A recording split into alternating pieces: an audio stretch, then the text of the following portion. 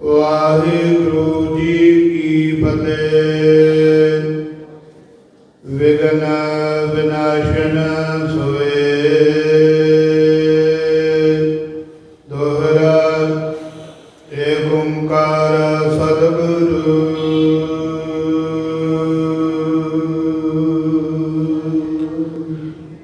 ਵਾਹਿਗੁਰੂ ਜੀ ਕਾ ਖਾਲਸਾ ਵਾਹਿਗੁਰੂ ਜੀ ਕੀ ਫਤਿਹ।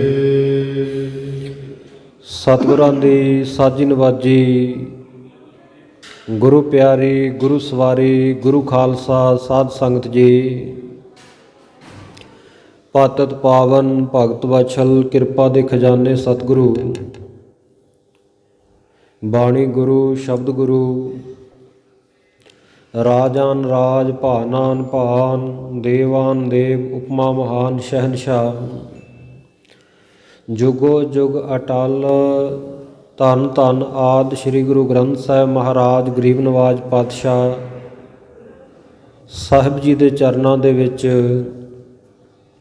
ਸਤਿਗੁਰੂ ਦੀ ਦਇਆ ਸਦਕਾ ਜੁੜ ਬੈਠਣ ਦਾ ਸੁਭਾਗ ਸਮਾਂ ਪ੍ਰਾਪਤ ਹੋ ਰਿਹਾ ਹੈ। ਸਤਿਗੁਰਾਂ ਦੇ ਪਵਿੱਤਰ ਸਥਾਨਾਂ 'ਤੇ ਸੰਧਿਆ ਦੇ ਸਜੇ ਹੋਏ ਦੀਵਾਨਾਂ ਵਿੱਚ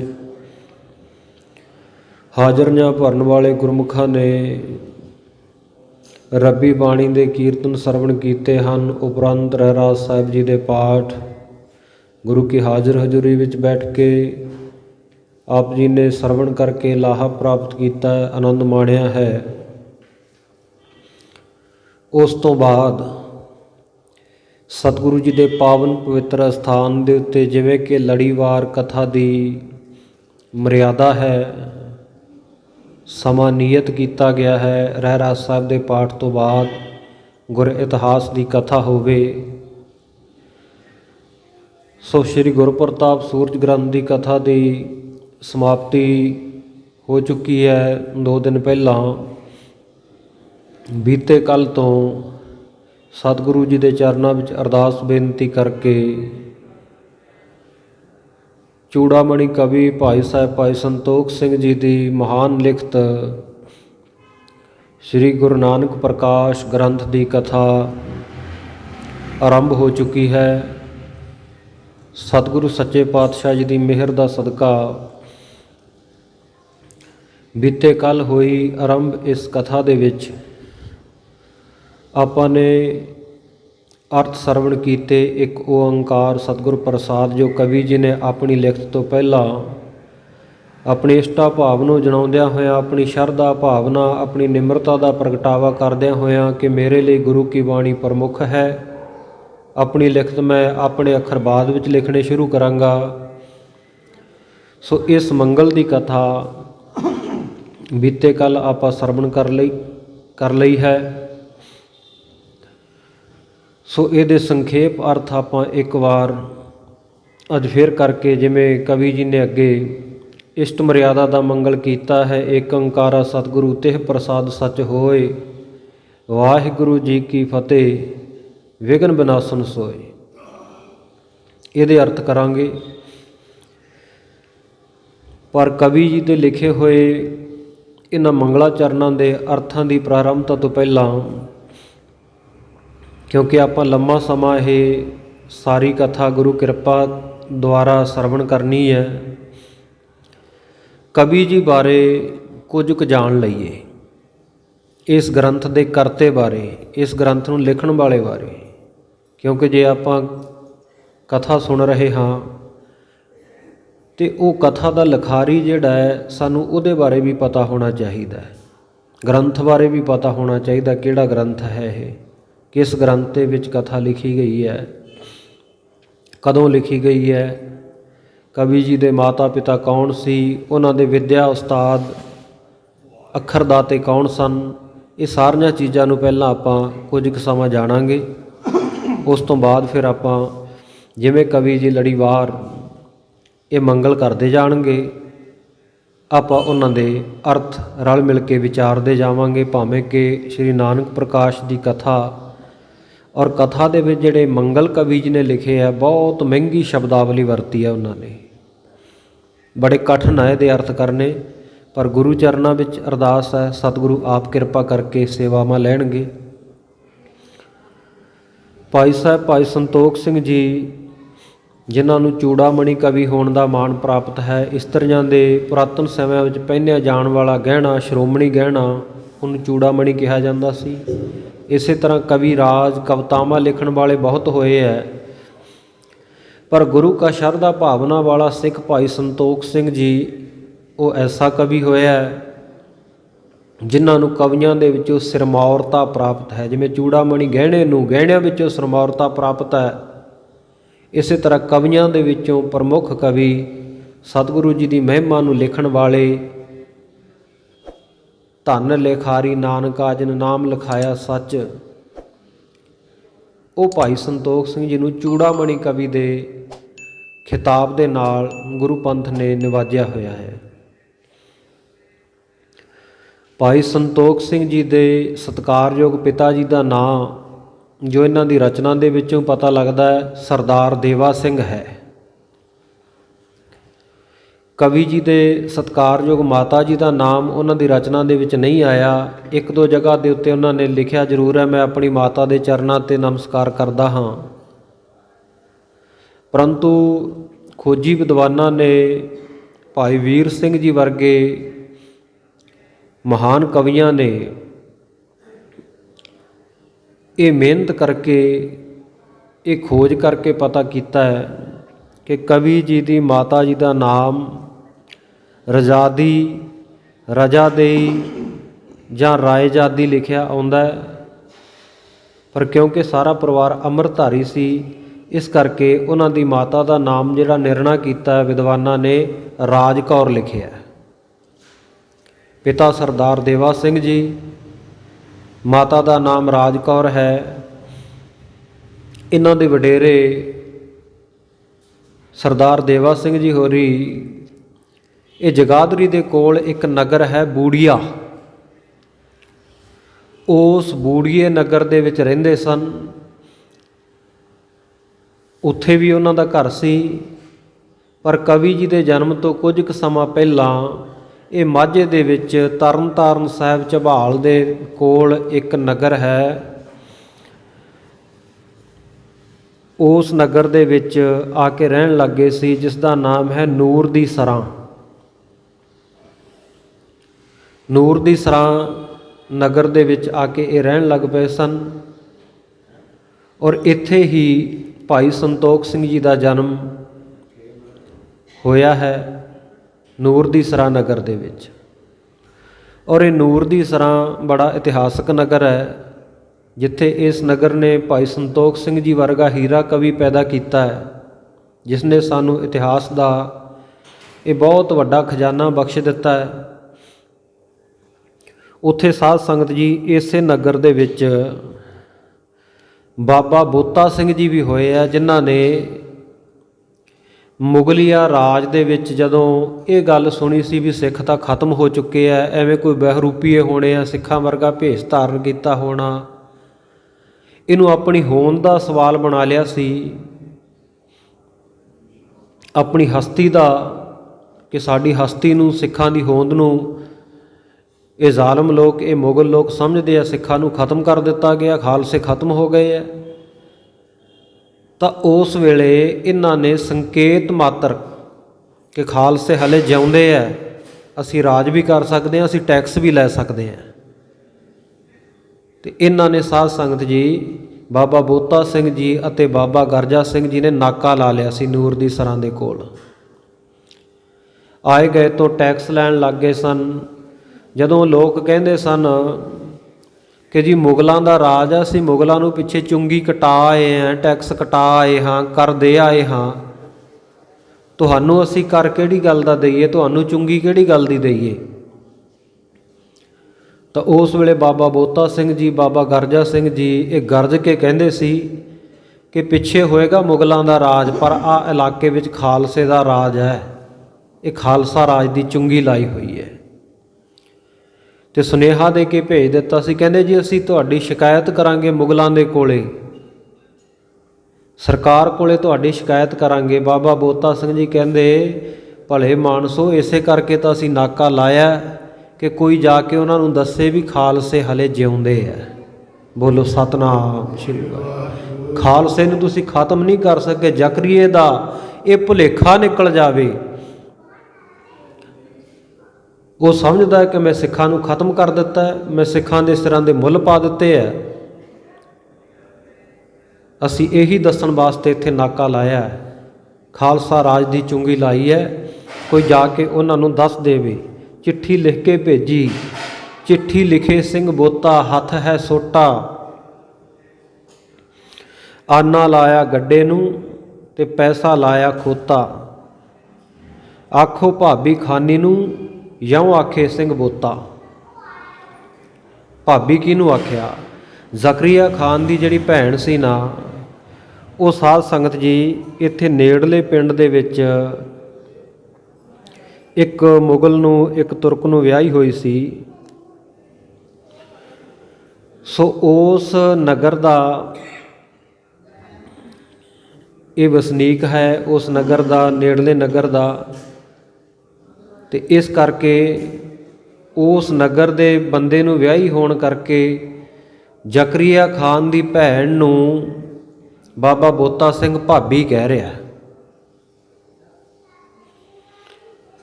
ਜਾਂ ਕਹਿ ਦਿਓ ਭਾਬੀ ਖਾਨੋ ਨੂੰ। ਇਹ ਜ਼ਕਰੀਏ ਦੀ ਭੈਣ, ਕਿਉਂਕਿ ਇਹਨੇ ਵੀ ਬੜਾ ਭੈੜਾ ਕੁਕਰਮ ਕੀਤਾ ਸੀ। ਇਹਦਾ ਪਤੀ ਜਿਹੜਾ ਸੀ ਚੰਗਾ ਅਸਰ ਰਸੂਖ ਸੀ ਉਹਦਾ, ਤੇ ਉਹਦਾ ਅਸਰ ਰਸੂਖ ਵਰਤ ਕੇ, ਉਹਦਾ ਨਾਂ ਵਰਤ ਕੇ, ਉਹਦੀ ਧਾਕ ਜੰਮੀ ਹੋਈ ਦੇਖ ਕੇ ਮੌਕਾ ਸੰਭਾਲਦਿਆਂ ਹੋਇਆ ਇਹਨੇ 1500 ਸਿੱਖ ਜ਼ਕਰੀਏ ਦੇ ਭੈਣ ਨੇ ਗ੍ਰਿਫਤਾਰ ਕਰਵਾ ਦਿੱਤਾ ਸੀ ਜ਼ਕਰੀਆ ਖਾਨ ਕੋਲੇ, ਜਿਨ੍ਹਾਂ ਦੇ ਸਿਰ ਵੱਢੇ ਗਏ ਸੀ। ਇਸ ਕਰਕੇ ਬਾਬਾ ਬੋਤਾ ਸਿੰਘ ਜੀ ਨੇ ਇਹ ਗਰਜਦਿਆਂ ਹੋਇਆਂ ਆਪਣੀ ਹੋਂਦ, ਹਸਤੀ, ਨਿਆਰਾਪਣ, ਖਾਲਸੇ ਦੇ ਸਦਾ ਚੜ੍ਹਦੀ ਕਲਾ ਦਾ ਪ੍ਰਤੀਕ ਇਹ ਚੁੰਗੀ ਲਾਈ ਸੀ, ਇਹ ਟੈਕਸ ਲਾਇਆ ਸੀ। ਇਹ ਨਗਰ ਹੈ ਨੂਰ ਦੀ ਸਰਾਂ, ਜਿਹੜਾ ਕਿ ਕਵੀ ਜੀ ਦਾ ਵੀ ਜਨਮ ਨਗਰ ਹੈ, ਭਾਈ ਸੰਤੋਖ ਸਿੰਘ ਜੀ ਦਾ। ਸੋ ਇਹ ਨੂਰ ਦੀ ਸਰਾਂ ਨਗਰ ਆ ਜਿਹੜਾ, ਜਿੱਥੇ ਬਹੁਤ ਵੱਡੀ ਸਰਾਂ ਮੁਗਲਾਂ ਨੇ ਬਣਾਈ ਹੋਈ ਸੀ। ਨੂਰਦੀਨ ਨਾਂ ਦਾ ਜਿਹੜਾ ਮੁਗਲ ਸੀ, ਉਹਨੇ ਇੱਥੇ ਸਰਾਂ ਬਣਾਈ ਸੀ। ਔਰ ਇਹਦਾ ਪੁੱਤਰ ਅਮੀਰ ਦੀਨ, ਜਦੋਂ ਇਹ ਸਰਾਂ ਬਣ ਰਹੀ ਹੈ, ਇੱਟਾਂ ਘਟ ਗਈਆਂ ਤੇ ਇੱਧਰ ਤਰਨਤਾਰਨ ਸਾਹਿਬ ਦੀ ਸਰੋਵਰ ਦੀ ਸੇਵਾ ਚੱਲ ਰਹੀ ਸੀ। ਪੰਚਮ ਪਾਤਸ਼ਾਹ ਜੀ ਸੇਵਾ ਇੱਧਰ ਕਰਵਾ ਰਹੇ ਹੈ ਤਰਨਤਾਰਨ ਨਗਰ ਦੇ ਵਿੱਚ। ਨੂਰਦੀਨ ਦੀ ਸਰਾਂ ਬਣ ਰਹੀ ਹੈ, ਉੱਧਰ ਇਹਦਾ ਪੁੱਤਰ ਜਿਹੜਾ ਅਮੀਰ ਦੀਨ ਹੈ, ਜਦੋਂ ਉੱਥੋਂ ਇੱਟਾਂ ਘਟ ਗਈਆਂ ਤੇ ਸਿੱਖਾਂ ਨੂੰ ਬਿਨਾਂ ਪੁੱਛੇ ਦੱਸੇ ਇੱਥੋਂ ਆ ਕੇ ਸਰੋਵਰ ਦੀਆਂ ਇੱਟਾਂ ਚੁੱਕ ਕੇ ਲੈ ਗਿਆ ਸੀ। ਜਦੋਂ ਸਿੱਖਾਂ ਨੇ ਕੁਝ ਵਿਰੋਧ ਕੀਤਾ, ਪੁੱਛ ਦੱਸ ਕੀਤੀ ਵੀ ਭਾਈ ਤੂੰ ਐ ਬਿਨਾਂ ਪੁੱਛੇ ਸਾਡੀਆਂ ਇੱਟਾਂ ਕਿਵੇਂ ਚੱਕ ਕੇ ਲੈ ਕੇ ਜਾ ਰਿਹਾ? ਤੇ ਫਿਰ ਇਹ ਬਹਾਨੇਬਾਜ਼ੀ ਜੀ ਕਰਕੇ ਕਹਿੰਦਾ ਜੀ ਸਾਡੀਆਂ ਇੱਟਾਂ ਘਟ ਗਈਆਂ ਸੀ, ਜਦੋਂ ਸਾਡੇ ਕੋਲ ਸਾਡਾ ਕੰਮ ਹੋ ਜਾਏਗਾ ਉਸ ਤੋਂ ਬਾਅਦ ਤੁਹਾਨੂੰ ਲੋੜ ਹੋਏਗੀ ਤਾਂ ਅਸੀਂ ਤੁਹਾਨੂੰ ਵਾਪਸ ਕਰ ਦੇਵਾਂਗੇ। ਪਰ ਦੇਣੀਆਂ ਦੂਣੀਆਂ ਇਹਨਾਂ ਨੇ ਕਿਹੜੀਆਂ ਸੀ, ਐਵੇਂ ਬਹਾਨਾ ਲਾ ਕੇ ਚਲਿਆ ਗਿਆ। ਗੁਰੂ ਅਰਜਨ ਦੇਵ ਮਹਾਰਾਜ ਸੱਚੇ ਪਾਤਸ਼ਾਹ ਕੋਲ ਸਿੱਖਾਂ ਨੇ ਆਖਿਆ, ਕਹਿੰਦੇ ਮਹਾਰਾਜ ਉਹ ਨੂਰਦੀਨ ਦਾ ਪੁੱਤਰ ਅਮੀਰਦੀਨ ਇੱਥੋਂ ਇੱਟਾਂ ਚੁੱਕ ਕੇ ਲੈ ਗਿਆ ਤਰਨਤਾਰਨ ਸਰੋਵਰ 'ਤੇ ਜਿਹੜੀਆਂ ਲੱਗਣੀਆਂ ਸੀ। ਸਤਿਗੁਰੂ ਪਾਤਸ਼ਾਹ ਕਹਿੰਦੇ ਕੋਈ ਗੱਲ ਨਹੀਂ ਸਿੱਖੋ, ਫਿਕਰ ਨਾ ਕਰੋ, ਸਾਡੇ ਸਿੱਖ ਸਰਦਾਰ ਆਉਣਗੇ, ਉਹ ਲੈ ਕੇ ਥੋੜੀਆਂ ਗਏ ਐ ਮੁਗਲ ਚੱਕ ਕੇ ਇੱਟਾਂ, ਪਰ ਉਹਨਾਂ ਦੀਆਂ ਜਿਹੜੀ ਸਰਾਂ ਬਣਾਈ ਹੈ ਨਾ, ਉਹਦੀਆਂ ਤਾਂ ਨੀਹਾਂ ਤੱਕ ਪੁੱਟ ਕੇ ਗੁਰੂ ਕੇ ਸਿੱਖ ਇੱਥੇ ਸਰੋਵਰ ਨੂੰ ਲਾਉਣਗੇ ਆ ਕੇ, ਇਹ ਗੁਰੂ ਘਰ ਦੇ ਵਿੱਚ ਹੀ ਲੱਗਣਗੇ। ਔਰ ਸਤਿਗੁਰੂ ਸੱਚੇ ਪਾਤਸ਼ਾਹ ਦੇ ਇਹ ਬਚਨ ਫਲੀਭੂਤ ਹੋਏ। ਸਰਦਾਰ ਜੱਸਾ ਸਿੰਘ ਰਾਮਗੜੀਆ ਤੇ ਬੁੱਧ ਸਿੰਘ ਫੈਜ਼ਲਪੁਰੀ, ਇਹਨਾਂ ਸਰਦਾਰਾਂ ਨੇ ਫਿਰ ਸਾਧ ਸੰਗਤ ਜੀ ਨੂਰਦੀਨ ਦੀ ਸਰਾਂ ਨੂੰ ਮਲੀਆ ਮੇਟ ਕਰਕੇ ਉੱਥੇ ਦੀਆਂ ਇੱਟਾਂ ਪੱਟ ਕੇ ਨੀਹਾਂ ਖੋਦ ਕੇ ਨਾ ਸਾਰੀਆਂ ਇਹ ਤਰਨਤਾਰਨ ਸਾਹਿਬ ਲਿਆ ਕੇ ਸੇਵਾ ਦੇ ਵਿੱਚ ਲਾ ਲਈਆਂ ਸੀ। ਸਤਿਗੁਰੂ ਦੇ ਬਚਨ ਫਲੀਭੂਤ ਹੋਏ ਸਨ। ਇਹ ਨੂਰਦੀਨ ਦੀ ਸਰਾਂ ਦੇ ਵਿੱਚ ਕਵੀ ਭਾਈ ਸੰਤੋਖ ਸਿੰਘ ਜੀ ਦਾ ਜਨਮ ਹੋਇਆ। ਕੁਝ ਕੁ ਵੱਡੇ ਹੋਏ ਹੈ ਸ਼੍ਰੀ ਅੰਮ੍ਰਿਤਸਰ ਸਾਹਿਬ ਵਿਖੇ ਕਥਾ ਦੀ ਸੇਵਾ ਨਿਭਾਉਣ ਵਾਲੇ ਗਿਆਨੀ ਸਿੰਘ ਭਾਈ ਸੰਤ ਸਿੰਘ ਜੀ, ਉਹਨਾਂ ਦੇ ਕੋਲ ਪਿਤਾ ਸਰਦਾਰ ਦੇਵਾ ਸਿੰਘ ਜੀ ਨੇ ਭਾਈ ਸੰਤੋਖ ਸਿੰਘ ਜੀ ਨੂੰ ਵਿੱਦਿਆ ਪ੍ਰਾਪਤੀ ਦੇ ਵਾਸਤੇ ਭੇਜਿਆ। ਉਹ ਕਵੀ ਜੀ ਦੇ ਵਿੱਦਿਆ ਗੁਰੂ ਹੋਏ ਹੈ। ਭਾਈ ਸੰਤੋਖ ਸਿੰਘ ਜੀ ਦੇ ਗਿਆਨੀ ਸੰਤ ਸਿੰਘ ਜੀ, ਜਿਹੜੇ ਕਿ ਸ੍ਰੀ ਦਰਬਾਰ ਸਾਹਿਬ ਦੀ ਸੇਵਾ ਨਿਭਾਉਂਦੇ ਸਨ, ਕਥਾ ਦੀ ਸੇਵਾ ਨਿਭਾਉਂਦੇ ਸਨ, ਉਹਨਾਂ ਪਾਸੋਂ, ਉਸ ਵਿੱਦਿਆ ਦਾਤੇ ਪਾਸੋਂ ਭਾਈ ਸੰਤੋਖ ਸਿੰਘ ਜੀ ਨੇ ਵਿੱਦਿਆ ਪੜ੍ਹੀ ਹੈ। ਔਰ ਭਾਈ ਸੰਤੋਖ ਸਿੰਘ ਜੀ ਦਾ ਵਿਆਹ ਬੀਬੀ ਰਾਮ ਕੌਰ ਜੀ ਦੇ ਨਾਲ ਹੋਇਆ। ਛਿੰਬਾ ਜਾਤੀ ਦੇ ਵਿੱਚੋਂ ਸਨ ਕਵੀ ਭਾਈ ਸੰਤੋਖ ਸਿੰਘ ਜੀ, ਤੇ ਇਹਨਾਂ ਦਾ ਜਿਹੜਾ ਗੋਤ ਸੀ ਉਹ ਸੀ ਕਰੀਰ, ਤੇ ਜਿਹੜੀ ਇਹਨਾਂ ਦੀ ਘਰਵਾਲੀ ਰਾਮ ਕੌਰ ਹੈ ਉਹਨਾਂ ਦਾ ਰੋਹੀਲਾ ਗੋਤ ਸੀ। ਤੇ ਆਮ ਜਿਵੇਂ ਕਈ ਧਾਰਨਾ ਪ੍ਰਚਲਿਤ ਹੁੰਦੀਆਂ ਵੀ ਕਈ ਗੋਤਾਂ ਵਾਲੇ ਨਾ ਦੂਜੇ ਗੋਤਾਂ ਵਾਲਿਆਂ ਦੀ ਲੜਕੀ ਨਹੀਂ ਲੈਂਦੇ, ਉਹਨਾਂ ਨਾਲ ਇਸ ਤਰ੍ਹਾਂ ਵਿਆਹਾਂ ਦਾ ਕੋਈ ਜਿਹੜਾ ਰਿਸ਼ਤੇਦਾਰ ਜਾਂ ਸਾਕ ਸੰਬੰਧੀਆਂ ਦਾ ਉਹ ਮਰਿਆਦਾ ਕਰਦੇ ਨਹੀਂ, ਰਿਸ਼ਤਾ ਨਾਤਾ ਰੱਖਦੇ ਨਹੀਂ।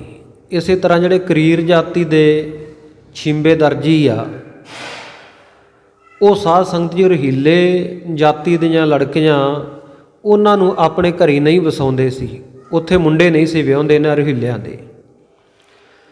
ਪਰ ਕਵੀ ਭਾਈ ਸੰਤੋਖ ਸਿੰਘ ਜੀ ਕਿਉਂਕਿ ਅੰਮ੍ਰਿਤਧਾਰੀ ਸਿੰਘ ਸਨ, ਇਸ ਕਰਕੇ ਜਾਤ ਗੋਤ ਤੋਂ ਉੱਪਰ ਉੱਠ ਕੇ ਉਹਨਾਂ ਨੇ ਇਹ ਰਹੀਲੇ ਗੋਤ ਦੀ ਜਿਹੜੀ ਬੀਬੀ ਰਾਮ ਕੌਰ ਸੀ ਉਹਦੇ ਨਾਲ ਸ਼ਾਦੀ ਕੀਤੀ, ਵਿਆਹ ਕੀਤਾ, ਆਨੰਦ ਕਾਰਜ ਹੋਇਆ। ਇਹਨਾਂ ਦੇ ਘਰ ਵਿੱਚ 5 ਪੁੱਤਰ ਪੈਦਾ ਹੋਏ ਤੇ 3 ਧੀਆਂ ਪੈਦਾ ਹੋਈਆਂ। ਇਹ ਇਹਨਾਂ ਦੀ ਸੰਤਾਨ ਸੀ। ਸੋ ਇਹ ਕਵੀ ਜੀ ਦੇ ਮੁੱਢਲੇ ਜੀਵਨ ਬਾਰੇ ਹੈ, ਉਹਨਾਂ ਦੇ ਪਰਿਵਾਰ ਬਾਰੇ ਜਾਣਕਾਰੀ ਹੈ ਥੋੜ੍ਹੀ ਜਿਹੀ। ਬਾਕੀ ਜਿਹੜੀ ਹੋਰ ਵਾਕਫੀਅਤ ਹੈ ਇਸ ਗ੍ਰੰਥ ਬਾਰੇ, ਇਹ ਗ੍ਰੰਥ ਉਹਨਾਂ ਨੇ ਕਿੱਥੇ ਲਿਖਿਆ? ਇਹ ਬੂੜੀਏ ਨਗਰ ਦੇ ਵਿੱਚ, ਜਗਾਦਰੀ ਦੇ ਕੋਲੇ, ਜਮਨਾ ਦੇ ਕਿਨਾਰੇ ਇਹ ਨਗਰ ਪਹਿਲਾਂ ਛੋਟਾ ਪਿੰਡ ਸੀ, ਹੁਣ ਅੱਜ ਕੱਲ੍ਹ ਸ਼ਾਇਦ ਸ਼ਹਿਰ ਬਣ ਗਿਆ ਹੋਵੇ।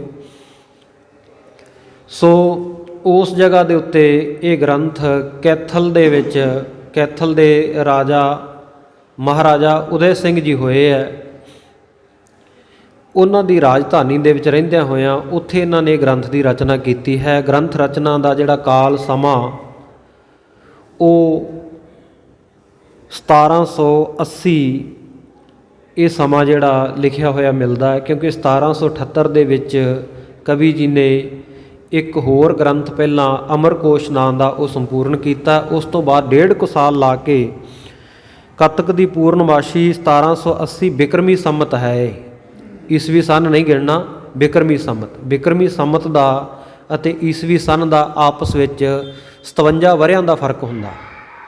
ਜੇ ਬਿਕਰਮੀ ਸੰਮਤ ਦਿੱਤਾ ਹੋਵੇ ਨਾ ਉਹਦੇ ਤੋਂ ਈਸਵੀ ਸਨ ਬਣਾਉਣਾ ਹੋਵੇ, 57 ਵਰ੍ਹੇ ਘਟਾ ਲਏ ਜਾਂਦੇ ਆ। ਈਸਵੀ ਸਨ ਹੋਵੇ 57 ਵਰ੍ਹੇ ਜੋੜ ਕੇ ਬਿਕਰਮੀ ਸੰਮਤ ਬਣ ਜਾਂਦਾ। ਸੋ 1780 ਬਿਕਰਮੀ ਸੰਮਤ ਵਿੱਚ ਕੱਤਕ ਦੀ ਪੂਰਨਮਾਸ਼ੀ ਨੂੰ ਇਹ ਗ੍ਰੰਥ ਸ੍ਰੀ ਨਾਨਕ ਪ੍ਰਕਾਸ਼ ਕਵੀ ਜੀ ਨੇ ਸੰਪੂਰਨ ਕੀਤਾ ਹੈ। ਹੋਰ ਜਿਹੜੀਆਂ ਕਵੀ ਜੀ ਦੀਆਂ ਰਚਨਾਵਾਂ ਹਨ, ਨਾਮਕੋਸ਼, ਵਾਲਮੀਕੀ ਰਾਮਾਇਣ ਦੇ ਅਰਥ ਕੀਤੇ ਆ, ਟੀਕਾ ਕੀਤਾ ਹੈ ਇਹਨਾਂ ਨੇ। ਇਸੇ ਤਰ੍ਹਾਂ ਇਹ ਗੁਰੂ ਨਾਨਕ ਪ੍ਰਕਾਸ਼ ਗ੍ਰੰਥ ਹੈ। ਆਤਮ ਪੁਰਾਣ ਦਾ ਵੀ ਕਵੀ ਜੀ ਨੇ ਟੀਕਾ ਕੀਤਾ ਹੈ। ਜਪਜੀ ਸਾਹਿਬ ਦਾ ਟੀਕਾ, ਜਿਹਨੂੰ ਗਰਭਗੰਜਨੀ ਟੀਕਾ ਕਿਹਾ ਜਾਂਦਾ, ਉਹ ਭਾਈ ਸੰਤੋਖ ਸਿੰਘ ਜੀ ਨੇ ਕੀਤਾ ਹੈ। ਇਸੇ ਤਰ੍ਹਾਂ ਸ੍ਰੀ ਗੁਰਪ੍ਰਤਾਪ ਸੂਰਜ ਗ੍ਰੰਥ, ਜਿਹੜਾ ਮਹਾਨ ਵੱਡ ਆਕਾਰੀ ਗ੍ਰੰਥ ਹੈ, ਜਿਹਦੀ ਕਥਾ ਦੀ ਸਮਾਪਤੀ ਆਪਾਂ 2 ਦਿਨ ਪਹਿਲਾਂ ਕਰਕੇ ਹਟੇ ਹਾਂ, ਉਹ ਗ੍ਰੰਥ ਭਾਈ ਸੰਤੋਖ ਸਿੰਘ ਜੀ ਨੇ ਲਿਖਿਆ ਹੈ। ਔਰ ਮਹਾਰਾਜਾ ਉਦੈ ਸਿੰਘ ਜਿਹੜੇ ਸਨ ਕੈਥਲ ਦੇ ਰਾਜੇ, ਇਹ ਵੀ ਬੜੀ ਸ਼ਰਧਾ ਭਾਵਨਾ ਵਾਲੇ, ਗੁਰਸਿੱਖੀ ਵਿਚਾਰਾਂ ਵਾਲੇ ਮਹਾਰਾਜਾ ਸਾਹਿਬ ਹੋਏ ਨੇ। ਭਾਈ ਭਗਤੂ ਜੀ, ਜਿਨ੍ਹਾਂ ਦਾ ਜਨਮ ਚੌਥੇ ਪਾਤਸ਼ਾਹ ਜੀ ਦੀ ਬਖਸ਼ਿਸ਼ ਦੇ ਨਾਲ ਹੋਇਆ ਸੀ, ਸੋ ਭਾਈ ਭਗਤੂ ਜੀ ਦੀ ਕੁਲ ਦੇ ਵਿੱਚੋਂ ਅੱਗੇ ਭਾਈ ਗੌਰਾ ਜੀ ਹੋਏ ਹੈ। ਇਹਨਾਂ ਦੇ ਅੱਗੇ ਭਾਈ ਦਿਆਲ ਦਾਸ ਜੀ ਹੋਏ ਆ, ਜਿਹੜੇ ਅੰਮ੍ਰਿਤ ਛਕ ਕੇ 10ਵੇਂ ਪਾਤਸ਼ਾਹ ਵੇਲੇ ਭਾਈ ਦਿਆਲ ਸਿੰਘ ਬਣ ਗਏ ਸਨ। ਜਦੋਂ ਆਪਾਂ ਪਿੱਛੇ ਗੁਰਪ੍ਰਤਾਪ ਦੇ ਵਿੱਚ ਕਥਾ ਸੁਣੀ ਸੀ। ਸਤਿਗੁਰੂ ਸਾਹਿਬ ਦਮਦਮਾ ਸਾਹਿਬ ਬਰਾਜੇ ਹੈ, ਉਸ ਵੇਲੇ ਇਹ ਕਥਾ ਆਈ ਸੀ। ਦਿਆਲ ਦਾਸ ਅੰਮ੍ਰਿਤ ਛਕ ਕੇ ਦਿਆਲ ਸਿੰਘ ਬਣਿਆ। ਸੋ ਇਹ ਭਾਈ ਦਿਆਲ ਸਿੰਘ ਦੇ ਅੱਗੇ ਭਾਈ ਗੁਰਬਖਸ਼ ਸਿੰਘ ਜੀ, ਗੁਰਬਖਸ਼ ਸਿੰਘ ਦੇ ਅੱਗੇ ਇਹਨਾਂ ਦੀ ਪੀੜ੍ਹੀ ਦੇ ਵਿੱਚੋਂ ਸਾਧ ਸੰਗਤ ਜੀ ਇਹਨਾਂ ਨੇ ਜਾ ਕੇ ਕੈਥਲ ਦੇ ਉੱਤੇ ਸਤਿਗੁਰ ਸੱਚੇ ਪਾਤਸ਼ਾਹ ਵੱਲੋਂ ਬਖਸ਼ੇ ਗਏ ਆਸ਼ੀਰਵਾਦ ਸਦਕਾ ਵਰਾਂ ਦੁਆਰਾ ਇਹਨਾਂ ਨੇ ਉਹ ਰਾਜਧਾਨੀ ਬਣਾ ਲਈ, ਆਪਣਾ ਰਾਜ ਭਾਗ ਕਾਇਮ ਕਰ ਲਿਆ ਸੀ ਭਾਈ ਭਗਤੂ ਦੀ ਵੰਸ਼ ਨੇ। ਅਤੇ ਇਹਨਾਂ ਦੀ ਕੁਲ ਦੇ ਵਿੱਚੋਂ ਮਹਾਰਾਜਾ ਉਦੈ ਸਿੰਘ ਹੋਏ ਹੈ, ਜਿਨ੍ਹਾਂ ਨੇ ਕਵੀ ਭਾਈ ਸੰਤੋਖ ਸਿੰਘ ਜੀ ਨੂੰ ਉਹਨਾਂ ਦੀ ਵਿਦਵਤਾ ਦੀ ਕਦਰ ਕਰਦੇ ਹੋਏ ਆਪਣੇ ਕੋਲ ਰੱਖਿਆ। ਖੁੱਲ੍ਹਾ ਉਹਨਾਂ ਨੂੰ ਖਰਚਾ ਰੋਜ਼ੀਨਾ ਦਿੱਤਾ ਜਾਂਦਾ, ਜੇਬ ਖਰਚ ਦਿੱਤਾ ਜਾਂਦਾ, ਰਸਤਾਂ ਬਸਤਾਂ ਉਹਨਾਂ ਨੂੰ ਦਿੱਤੀਆਂ ਜਾਂਦੀਆਂ। ਬਹੁਤ ਸੋਹਣੀ ਹਵੇਲੀ ਉਹਨਾਂ ਨੂੰ ਬਣਾ ਕੇ ਦਿੱਤੀ ਰਹਿਣ ਵਾਸਤੇ ਕੈਥਲ ਦੇ ਵਿੱਚ। ਇੱਥੇ ਕਵੀ ਜੀ ਨੇ ਆਪਣੀਆਂ ਬਹੁਤ ਸਾਰੀਆਂ ਹੋਰ ਰਚਨਾਵਾਂ ਔਰ ਬੜੇ ਬੜੇ ਕਵੀ ਜਨਾਂ ਦੇ ਨਾਲ ਉਹਨਾਂ ਦਾ ਸੰਵਾਦ ਵੀ ਹੁੰਦਾ ਰਿਹਾ। ਜਿਹੜੇ ਬਾਹਰੋਂ ਕੋਈ ਪ੍ਰਾਹੁਣੇ ਬ੍ਰਾਹਮਣ ਤਕੜੇ ਕਵੀ ਆਉਂਦੇ, ਵਿਦਵਾਨ ਆਉਂਦੇ, ਉਹ ਭਾਈ ਸਾਹਿਬ ਨਾਲ ਵਿਚਾਰ ਗੋਸ਼ਟੀ ਵੀ ਇੱਥੇ ਆ ਕੇ ਕਰਦੇ। ਔਰ ਬਹੁਤ ਸਾਰੀਆਂ ਸਾਖੀਆਂ ਆਉਂਦੀਆਂ। ਇੱਕ ਦਿਨ ਕੋਈ ਐਸਾ ਕਵੀ ਆਇਆ, ਭਾਈ ਸਾਹਿਬ ਅੰਮ੍ਰਿਤ ਵੇਲੇ ਉੱਠਦੇ ਸਨ, ਸਿਮਰਨ ਕਰਦੇ, ਨਿਤਨੇਮ ਕਰਦੇ, ਔਰ ਉਸ ਤੋਂ ਬਾਅਦ ਆਪਣੀ ਪੜ੍ਹਾਈ ਲਿਖਾਈ ਦਾ ਕਾਰਜ ਕਰਦੇ, ਫਿਰ ਰਾਜ ਦਰਬਾਰ ਜਾਂਦੇ, ਉੱਥੇ ਹਾਜ਼ਰੀ ਲਵਾਉਂਦੇ। ਉਸ ਤੋਂ ਬਾਅਦ ਫਿਰ ਹੋਰ ਗ੍ਰੰਥਾਂ ਦਾ ਲਿਖਣ ਦਾ ਕੰਮ ਅਤੇ ਬਾਕੀ ਦੇ ਸਾਰੇ ਕਾਰਜ ਨਿਭਾਉਂਦੇ ਸਨ। ਘਰ ਦੇ ਵਿੱਚ ਮੱਝਾਂ ਰੱਖੀਆਂ ਹੋਈਆਂ, ਪੁੱਤਰ ਨੇ ਅੰਮ੍ਰਿਤ ਵੇਲੇ ਉੱਠ ਕੇ ਮੱਝਾਂ ਚੋਈਆਂ। ਭਾਈ ਸਾਹਿਬ ਜੀ ਸਵਖਤੇ ਅੰਮ੍ਰਿਤ ਵੇਲੇ ਉੱਠੇ। ਜਦੋਂ ਇਸ਼ਨਾਨ ਕਰਨ ਲੱਗੇ ਨਾ, ਅਤੇ ਸਾਧ ਸੰਗਤ ਜੀ ਭਾਈ ਸੰਤੋਖ ਸਿੰਘ ਜੀ ਨੇ ਭੁਲੇਖੇ ਨਾਲ ਪਾਣੀ ਦੀ ਜਗ੍ਹਾ ਦੁੱਧ ਵਾਲੀ ਬਾਲਟੀ, ਕਿਉਂਕਿ ਉਸ ਵੇਲੇ ਲਾਈਟਾਂ ਵਗੈਰਾ ਦਾ ਤਾਂ ਕੋਈ ਇੰਨਾ ਪ੍ਰਬੰਧ ਨਹੀਂ ਹੁੰਦਾ ਸੀ, ਪਾਣੀ ਵਾਲੀ ਬਾਲਟੀ ਦੀ ਜਗ੍ਹਾ ਦੇ ਉੱਤੇ ਦੁੱਧ ਵਾਲੀ ਬਾਲਟੀ ਰੱਖ ਲਈ। ਅਤੇ ਇਸ਼ਨਾਨ ਕਰਨ ਵਾਸਤੇ ਨਾ ਉਹ ਸਾਰੀ ਬਾਲਟੀ ਆਪਣੇ ਉੱਪਰ ਉਲੱਦ ਲਈ। ਜਦੋਂ ਪਤਾ ਲੱਗਾ ਵੀ ਇਹ ਪਾਣੀ ਨਹੀਂ, ਇਹ ਤਾਂ ਦੁੱਧ ਹੈ, ਬੜੇ ਪ੍ਰਸੰਨ ਹੋਏ, ਖੁਸ਼ ਹੋਏ। ਆਪਣੀ ਘਰਵਾਲੀ ਸਿੰਘਣੀ ਨੂੰ ਭਾਈ ਸੰਤੋਖ ਸਿੰਘ ਜੀ ਕਹਿੰਦੇ, ਮੈਂ ਅੱਜ ਜਾਣਾ, ਬੜਾ ਤਕੜਾ ਬ੍ਰਾਹਮਣ ਪੰਡਤ ਆਇਆ, ਉਹਦੇ ਨਾਲ ਵਿਚਾਰ ਚਰਚਾ ਕਰਨ। ਆਪਣੇ ਘਰ ਵਿੱਚ ਵਾਹਿਗੁਰੂ ਸੱਚੇ ਪਾਤਸ਼ਾਹ ਨੇ ਦੁੱਧ ਪੁੱਤ ਦੀ ਦਾਤ ਤਾਂ ਪਹਿਲਾਂ ਹੀ ਬਖਸ਼ੀ ਹੋਈ ਹੈ, ਤੈਨੂੰ ਪੁੱਤਰ ਬਖਸ਼ੇ ਹੈ, ਆ ਘਰ ਵਿੱਚ ਮੱਝਾਂ ਲਵੇਰੀਆਂ, ਦੁੱਧ ਵੀ ਬਖਸ਼ਿਆ। ਅਤੇ ਇੱਕ ਕਹਿੰਦੇ ਵੀ ਸਿਆਣੇ ਬੰਦੇ ਅਸੀਸ ਦਿੰਦੇ ਹੁੰਦੇ ਆ ਵੀ ਦੁੱਧੀ ਨਹਾਵੇਂ ਅਤੇ ਪੁੱਤੀ ਫਲੇ। ਕਹਿੰਦੇ ਆਹ ਵੇਖ ਲੈ, ਕਹਿੰਦੇ ਅੱਜ ਮੈਂ ਦੁੱਧੀ ਨਹਾ ਵੀ ਲਿਆ, ਦੁੱਧ ਦੇ ਨਾਲ ਨਹਾ ਵੀ ਲਿਆ, ਇਸ਼ਨਾਨ ਵੀ ਕਰ ਲਿਆ, ਅਤੇ ਕਹਿੰਦੇ ਮੈਨੂੰ ਹੁਣ ਪੂਰਾ ਭਰੋਸਾ ਸਤਿਗੁਰੂ ਨੇ, ਜਿਹਨੇ ਮੈਨੂੰ ਇੰਨਾ ਕੁਛ ਬਖਸ਼ਿਆ, ਦੁੱਧ ਪੁੱਤ ਬਖਸ਼ਿਆ, ਦੁੱਧੀ ਨਿਭਾ ਦਿੱਤਾ, ਅਤੇ ਉਹ ਸਤਿਗੁਰੂ ਜੀ ਮੇਰੀ ਫਤਿਹ ਵੀ ਜ਼ਰੂਰ ਕਰਾਉਣਗੇ। ਇੰਨੀ ਭਾਵਨਾ ਵਾਲੇ ਸਨ। ਔਰ ਮਹਾਰਾਜਾ ਉਦੈ ਸਿੰਘ ਦੇ ਨਾਲ ਵੀ ਬੜਾ ਪ੍ਰੇਮ ਸੀ। ਜੋ ਬਚਨ ਭਾਈ ਸਾਹਿਬ ਕਹਿ ਦਿੰਦੇ, ਮਹਾਰਾਜਾ ਉਦੈ ਸਿੰਘ ਬੜੀ ਭਾਵਨਾ ਦੇ ਨਾਲ ਇਹਨਾਂ ਦਾ ਪੂਰਾ ਕਰਦੇ। ਇੱਥੇ ਇੱਕ ਸਾਧੂ ਸੀ, ਕੋਈ ਮਾਪੇ ਆਏ, ਉਹਨਾਂ ਨੇ ਆ ਕੇ ਉਹਦੀ ਸ਼ਿਕਾਇਤ ਕੀਤੀ। ਉਹ ਸਾਧੂ ਦਾ ਬੜਾ ਉਪਾਸ਼ਕ ਸੀ ਰਾਜਾ ਉਦੈ ਸਿੰਘ, ਅਤੇ ਉਹਨਾਂ ਨੇ ਆ ਕੇ ਸ਼ਿਕਾਇਤ ਕੀਤੀ ਸੰਗਤ ਦੇ ਵਿੱਚ, ਜਿੱਥੇ ਕਥਾ ਕਰ ਰਹੇ ਸੀ ਭਾਈ ਸੰਤੋਖ ਸਿੰਘ ਜੀ। ਕਹਿੰਦੇ ਜੀ ਸਾਡਾ ਪੁੱਤਰ ਫਲਾਣੇ ਸਾਧੂ ਨੇ ਵਰਗਲਾ ਕੇ ਆਪਣੇ ਕੋਲ ਰੱਖ ਰੱਖਿਆ ਹੈ, ਸਿੱਖਾਂ ਦਾ ਲੜਕਾ, ਪਰ ਉਹਦੇ ਕੇਸ ਕਤਲ ਕਰਕੇ ਅਤੇ ਆਪਣਾ ਚੇਲਾ ਮੁੰਨ ਲਿਆ, ਉਹਨੂੰ ਚੇਲਾ ਬਣਾ ਲਿਆ, ਅਤੇ ਕਿਰਪਾ ਕਰਕੇ ਸਾਡੀ ਸਹਾਇਤਾ ਕੀਤੀ ਜਾਵੇ। ਜਦੋਂ ਸਾਰਿਆਂ ਨੇ ਸੁਣਿਆ, ਸੰਤ ਦਾ ਨਾਂ ਵੀ ਫਲਾਣੇ ਸੰਤ ਦਾ ਨਾਂ ਲੈਂਦੇ ਆ, ਅਤੇ ਸਾਰੇ ਸੋਚਦੇ ਆ ਵੀ ਉਹ ਤਾਂ ਮਹਾਰਾਜਾ ਉਦੈ ਸਿੰਘ ਦਾ ਬੜਾ ਨਿਕਟਵਰਤੀ ਹੈ, ਅਤੇ ਮਹਾਰਾਜੇ ਨੂੰ ਜਾ ਕੇ ਕਹੇਗਾ ਕੌਣ। ਸਾਰਿਆਂ ਦਾ ਜਦੋਂ ਕੋਈ ਵਸ ਨਾ ਚੱਲਿਆ, ਇਸ਼ਾਰਾ ਹੋਇਆ ਭਾਈ ਸੰਤੋਖ ਸਿੰਘ ਜੀ ਵੱਲ। ਕਹਿੰਦੇ ਭਾਈ ਸੰਤੋਖ ਸਿੰਘ ਜੀ ਤੁਸੀਂ ਕਹਿ ਸਕਦੇ ਹੋ। ਭਾਈ ਸੰਤੋਖ ਸਿੰਘ ਕਹਿੰਦੇ ਠੀਕ ਹੈ। ਭਾਈ ਸੰਤੋਖ ਸਿੰਘ ਨੇ ਜਦੋਂ ਜਾ ਕੇ ਆਖਿਆ, ਅਤੇ ਰਾਜਾ ਉਦੈ ਸਿੰਘ ਕਹਿੰਦੇ ਜੀ ਬੜੀ ਮਹਿਮਾ ਸਾਧੂ ਦੀ, ਉਹਦੀ ਬੜਾ ਤੇਜ਼ ਪ੍ਰਤਾਪ ਵਾਲਾ ਹੈ, ਕਮਾਈ ਵਾਲਾ ਹੈ, ਮੈਂ ਉਹਨਾਂ ਨੂੰ ਕਿਵੇਂ ਕਹਿ ਸਕਦਾ, ਉਹਨਾਂ ਦੀ ਹੁਕਮ ਅਦੂਲੀ ਕਿਵੇਂ ਕਰ ਸਕਦਾ, ਮੈਂ ਐਸਾ ਨਹੀਂ ਕਰ ਸਕਦਾ। ਭਾਈ ਸੰਤੋਖ ਸਿੰਘ ਜੀ ਚੁੱਪਚਾਪ ਆਏ। ਸਵੇਰੇ ਅੰਮ੍ਰਿਤ ਵੇਲੇ ਆਪਣਾ ਨਿਤਨੇਮ ਵਗੈਰਾ ਕਰਨ ਤੋਂ ਬਾਅਦ, ਜਲ ਪਾਨ ਛਕਣ ਤੋਂ ਬਾਅਦ, ਅਤੇ ਆਪਣਾ ਝੋਲਾ ਚੁੱਕਿਆ ਅਤੇ ਕੈਥਲ ਨਗਰ ਤੋਂ ਤੁਰ ਪਏ। ਉਹ ਲੋਕਾਂ ਨੂੰ ਪਤਾ ਲੱਗ ਗਿਆ ਭਾਈ ਸੰਤੋਖ ਸਿੰਘ ਜੀ ਪਿੰਡ ਛੱਡ ਕੇ ਜਾ ਰਹੇ ਹੈ। ਮਹਾਰਾਜਾ ਉਦੈ ਸਿੰਘ ਨੇ ਵੀ ਬਾਅਦ ਵਿੱਚ ਬੁਲਾ ਲਿਆ, ਕਹਿੰਦੇ ਭਾਈ ਸਾਹਿਬ ਇੰਨਾ ਪਿਆਰ ਆ ਆਪਣਾ, ਨਾ ਜਾਣ ਵੇਲੇ ਕੋਈ ਫਤਿਹ ਬੁਲਾ ਕੇ ਗਏ ਹੋ, ਨਾ ਅਲਵਿਦਾ ਕਹਿ ਕੇ ਗਏ ਹੋ, ਚੁੱਪ ਚਪੀਤੇ ਤੁਰ ਚੱਲੇ ਸੀ, ਕੀ ਗੱਲ ਹੋਈ? ਕਵੀ ਸੰਤੋਖ ਸਿੰਘ ਜੀ ਕਹਿਣ ਲੱਗੇ, ਕਹਿੰਦੇ ਮਹਾਰਾਜਾ ਸਾਹਿਬ, ਕਹਿੰਦੇ ਮੈਂ ਜਿਹੜਾ ਕਵੀ ਆ ਨਾ, ਮੈਂ ਆ ਗੁਰੂ ਜਸ ਲਿਖਣ ਵਾਲਾ, ਗੁਰੂ ਦਾ ਸ਼ਰਧਾਲੂ ਸਿੱਖ ਹੈ,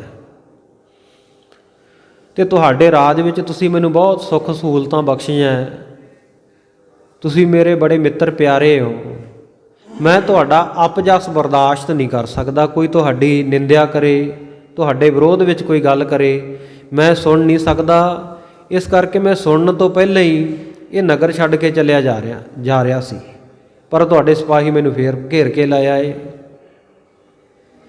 ਮਹਾਰਾਜਾ ਉਦੈ ਸਿੰਘ ਕਹਿੰਦੇ ਵੀ ਸੰਤੋਖ ਸਿੰਘ ਜੀ, ਭਾਈ ਸਾਹਿਬ ਮੈਨੂੰ ਇੱਕ ਗੱਲ ਦੱਸੋ ਵੀ ਮੇਰਾ ਅਪਜਸ ਕਾਹਤੋਂ ਹੋਣਾ, ਮੇਰੀ ਨਿੰਦਿਆ ਕਾਹਤੋਂ ਹੋਣੀ ਹੈ? ਕਿਹੜੀ ਗੱਲ ਤੋਂ ਤੁਹਾਨੂੰ ਲੱਗਦਾ ਮੇਰੀ ਨਿੰਦਿਆ ਹੋ ਜਾਊਗੀ? ਮੈਂ ਤਾਂ ਕਦੇ ਕੋਈ ਅਨਿਆਂ ਨਹੀਂ ਕੀਤਾ, ਕਦੇ ਕੋਈ ਮਾੜਾ ਕੰਮ ਨਹੀਂ ਕੀਤਾ, ਕਿਸੇ ਨਾਲ ਬੇਇਨਸਾਫੀ ਨਹੀਂ ਹੋਣ ਦਿੱਤੀ। ਤੁਹਾਨੂੰ ਕਿਉਂ ਲੱਗਦਾ ਹੈ ਮੇਰੀ ਨਿੰਦਿਆ ਹੋ ਜਾਵੇਗੀ ਜਿਸ ਕਰਕੇ ਤੁਹਾਨੂੰ ਪਿੰਡ ਛੱਡਣਾ ਪੈ ਰਿਹਾ? ਕਹਿੰਦੇ ਜੀ ਮੈਂ ਤੁਹਾਨੂੰ ਅਰਜ਼ ਕੀਤੀ ਸੀ, ਬੇਨਤੀ ਕੀਤੀ ਸੀ ਵੀ ਫਲਾਣਾ ਜਿਹੜਾ ਸਾਧੂ ਹੈ ਉਹਨੇ ਆ ਸਿੱਖਾਂ ਦੇ ਮੁੰਡੇ ਨੂੰ ਵਰਗਲਾ ਕੇ ਅਤੇ ਆਪਣਾ ਚੇਲਾ ਮੁੰਨ ਰੱਖਿਆ, ਕੇਸ ਉਹਦੇ ਕਤਲ ਕਰ ਦਿੱਤੇ, ਪਤਿਤ ਕਰ ਦਿੱਤਾ, ਧਰਮ ਤੋਂ ਹੀਣਾ ਕਰ ਦਿੱਤਾ ਹੈ। ਉਹਦੇ ਮਾਂ ਪਿਓ ਵਿਲਕਦੇ ਫਿਰਦੇ ਆ, ਉਹਨਾਂ ਨੂੰ ਉਹਨਾਂ ਦਾ ਬੱਚਾ ਨਾ ਮਿਲਿਆ ਤਾਂ ਫਿਰ ਉਹ ਤੁਹਾਨੂੰ ਅਸੀਸਾਂ ਥੋੜ੍ਹੀ ਦੇਣਗੇ, ਤੁਹਾਡੀ ਨਰਾਦਰੀ ਹੋਵੇਗੀ, ਤੁਹਾਡਾ ਅਪਜਸ ਹੀ ਹੋਵੇਗਾ। ਤੁਹਾਡੇ ਨਾਲ ਮੇਰਾ ਪ੍ਰੇਮ ਬੜਾ ਹੈ, ਇਸ ਕਰਕੇ ਮੈਂ ਤੁਹਾਡਾ ਅਪਜਸ ਸੁਣ ਨਹੀਂ ਸਕਦਾ। ਸੁਣਨ ਤੋਂ ਪਹਿਲਾਂ ਹੀ ਪਿੰਡ ਛੱਡ ਕੇ ਜਾ ਰਿਹਾ ਸੀ। ਉਸ ਵੇਲੇ ਮਹਾਰਾਜਾ ਉਦੈ ਸਿੰਘ ਨੂੰ ਗੱਲ ਸਮਝ ਪੈ ਗਈ। ਕਹਿੰਦੇ ਸੰਤੋਖ ਸਿੰਘ ਯਾਰਾ, ਇਹ ਸ਼ਬਦ ਵਰਤੇ, ਕਹਿੰਦੇ ਛੱਡ ਕੇ ਨਾ ਜਾਈਂ ਕਿਸੇ ਪਾਸੇ, ਤੂੰ ਇੱਥੇ ਰਹਿ ਲੈ। ਅੱਜ ਤੋਂ 5ਵੇਂ ਦਿਨ ਕਹਿੰਦੇ ਜਿਹੜੇ ਹੱਕ ਸੱਚ ਦੀ ਗੱਲ ਕਰਦਾ ਤੈਨੂੰ ਮਿਲ ਜਾਏਗਾ। 5 ਦਿਨਾਂ ਦੀ ਗੱਲ ਕੀਤੀ ਸੀ। ਚੌਥੇ ਦਿਨ ਉਹ ਸਾਧੂ ਤੋਂ ਲੈ ਕੇ ਪੁੱਤਰ ਸਿੱਖਾਂ ਦਾ ਮਹਾਰਾਜਾ ਉਦੈ ਸਿੰਘ ਨੇ ਭਾਈ ਸੰਤੋਖ ਸਿੰਘ ਜੀ ਦੀ ਹਵੇਲੀ ਛੱਡ ਦਿੱਤਾ, ਉਹਨਾਂ ਦੇ ਘਰ ਛੱਡ ਦਿੱਤਾ। ਕਹਿੰਦੇ ਜੀ ਆਹ ਸਾਂਭੋ। ਅਗਾਂਹ ਭਾਈ ਸਾਹਿਬ ਨੇ ਉਹਨਾਂ ਦੇ ਮਾਤਾ ਪਿਤਾ ਨੂੰ ਬੁਲਾ ਕੇ ਉਹਨਾਂ ਨੂੰ ਪੁੱਤਰ ਸੌਂਪਿਆ। ਸੌਂਪਣ ਤੋਂ ਪਹਿਲਾਂ ਉਹਦੇ ਕੇਸ ਕੱਟੇ ਹੋਏ ਸੀ, ਪਰ ਉਹਨੂੰ ਅੰਮ੍ਰਿਤ ਛਕਾਇਆ, ਦੁਬਾਰਾ ਸਿੱਖੀ ਦੀ ਮੁੱਖ ਧਾਰਾ ਦੇ ਵਿੱਚ ਲਿਆਂਦਾ। ਇਉਂ ਭਾਈ ਸਾਹਿਬ ਦਾ ਬਹੁਤ ਮਾਣ ਸਨਮਾਨ ਸੀ ਕੈਥਲ ਦੇ ਰਾਜੇ ਦੇ ਕੋਲ। ਮਾਣ ਸਨਮਾਨ ਸੀ ਗੁਣ ਕਰਕੇ, ਔਰ ਭਲੇ ਵੇਲੇ ਦੇ ਵਿੱਚ, ਚੰਗੇ ਵੇਲੇ ਦੇ ਵਿੱਚ ਭਾਈ ਸੰਤੋਖ ਸਿੰਘ ਜੀ ਨੂੰ ਮਹਾਰਾਜਾ ਸਾਹਿਬ ਨੇ ਆਪਣੇ ਕੋਲ ਬੁਲਾ ਲਿਆ, ਜਿਸ ਕਰਕੇ ਉਹਨਾਂ ਦਾ ਇਹ ਗੁਣ ਜਿਹੜਾ ਮੌਲਿਆ, ਪ੍ਰਕਾਸ਼ਿਤ ਹੋਇਆ, ਖਿੜਿਆ, ਸਾਡੇ ਤੱਕ ਆ ਰਚਨਾਵਾਂ ਪਹੁੰਚੀਆਂ। ਨਹੀਂ ਤਾਂ ਖਾਲਸਾ ਜੀ ਬਹੁਤ ਵਾਰੀ ਐਸਾ ਹੁੰਦਾ, ਗੁਣੀ ਜਨ ਤਾਂ ਦੁਨੀਆ ਵਿੱਚ ਬਹੁਤ ਹੁੰਦੇ ਆ, ਬੜਾ ਵਿਸ਼ਾਲ ਰੌਸ਼ਨ ਦਿਮਾਗ ਲੈ ਕੇ ਪੈਦਾ ਹੋਏ ਹੁੰਦੇ ਆ, ਕਰਨਾ ਵੀ ਬਹੁਤ ਕੁਝ ਚਾਹੁੰਦੇ ਹੁੰਦੇ ਆ, ਪਰ ਉਹਨਾਂ ਦੇ ਹਾਲਾਤ ਐਸੇ ਕਾਰਗਰ ਨਹੀਂ ਹੁੰਦੇ ਕਿ ਉਹ ਸਭ ਕੁਝ ਕਰ ਸਕਣ। ਉਹਨਾਂ ਨੂੰ ਕਿਸੇ ਸਪੋਰਟ ਦੀ ਲੋੜ ਹੁੰਦੀ ਹੈ, ਸਹਾਇਤਾ ਦੀ ਲੋੜ ਹੁੰਦੀ ਹੈ, ਮਦਦ ਦੀ ਲੋੜ ਹੁੰਦੀ ਹੈ। ਔਰ ਬਹੁਤ ਸਾਰੇ ਐਸੇ ਵੀ ਹੈ ਵੀ ਵਿਚਾਰੇ ਆਪਣੀ ਰੋਜੀ ਰੋਟੀ ਕਮਾਉਂਦੇ ਦੁਨੀਆ ਤੋਂ ਚਲੇ ਜਾਂਦੇ ਆ, ਉਹਨਾਂ ਦਾ ਗੁਣ ਜਿਹੜਾ ਨਾ ਖੁੱਲ੍ਹ ਕੇ ਬਾਹਰ ਨਹੀਂ ਆ ਸਕਦਾ, ਪ੍ਰਗਟ ਨਹੀਂ ਹੋ ਸਕਦਾ, ਗੁਣ ਮੌਲ ਨਹੀਂ ਸਕਦਾ। ਪਰ ਕਈਆਂ ਨੂੰ ਕੋਈ ਨਾ ਕੋਈ ਐਸਾ ਮਿਲ ਜਾਂਦਾ, ਕੋਈ ਚੰਗਾ ਪਲੇਟਫਾਰਮ ਮਿਲ ਗਿਆ, ਕੋਈ ਚੰਗਾ ਮਦਦ ਵਾਲਾ ਬੰਦਾ ਮਿਲ ਗਿਆ, ਅਤੇ ਸਾਧ ਸੰਗਤ ਉਹਨਾਂ ਦਾ ਗੁਣ ਫਿਰ ਪ੍ਰਫੁੱਲਤ ਹੁੰਦਾ ਹੈ। ਉਹ ਸੰਸਾਰ ਨੂੰ ਕੋਈ ਨਾ ਕੋਈ ਵੱਡੀ ਦੇਣ ਦੇ ਜਾਂਦੇ ਆ।